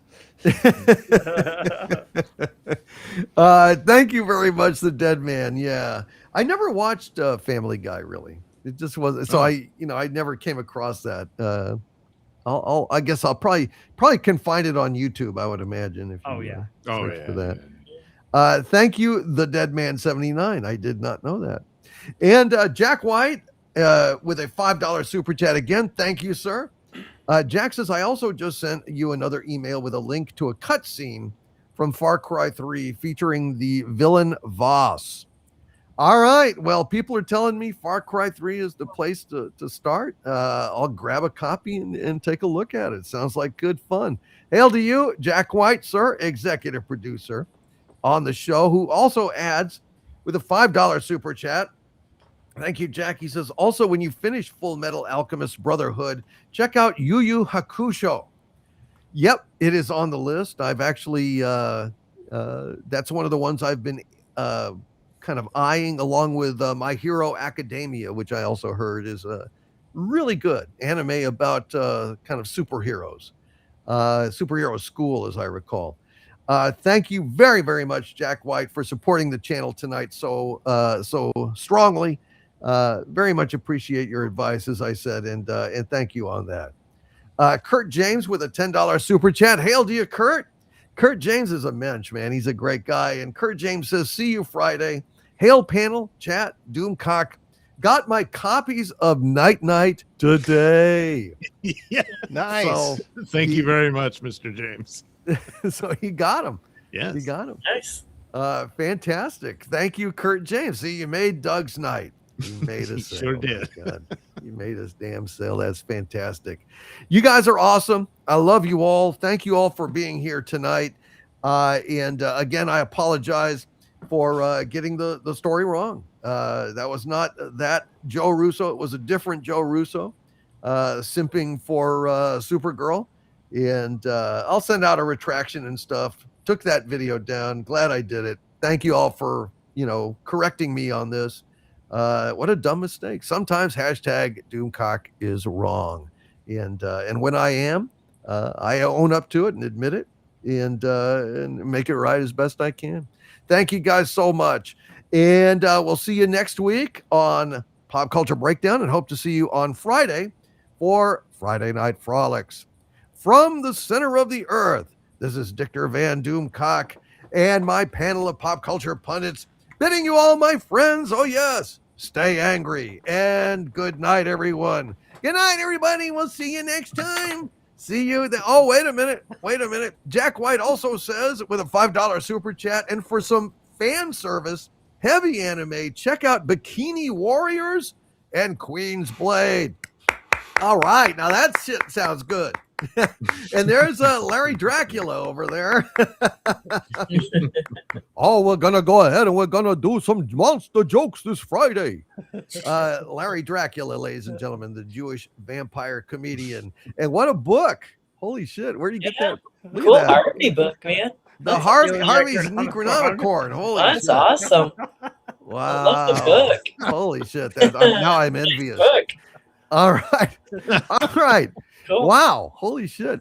From the center of the earth, this is Dictor Van Doomcock and my panel of pop culture pundits bidding you all, my friends, oh yes, stay angry. Good night, everyone.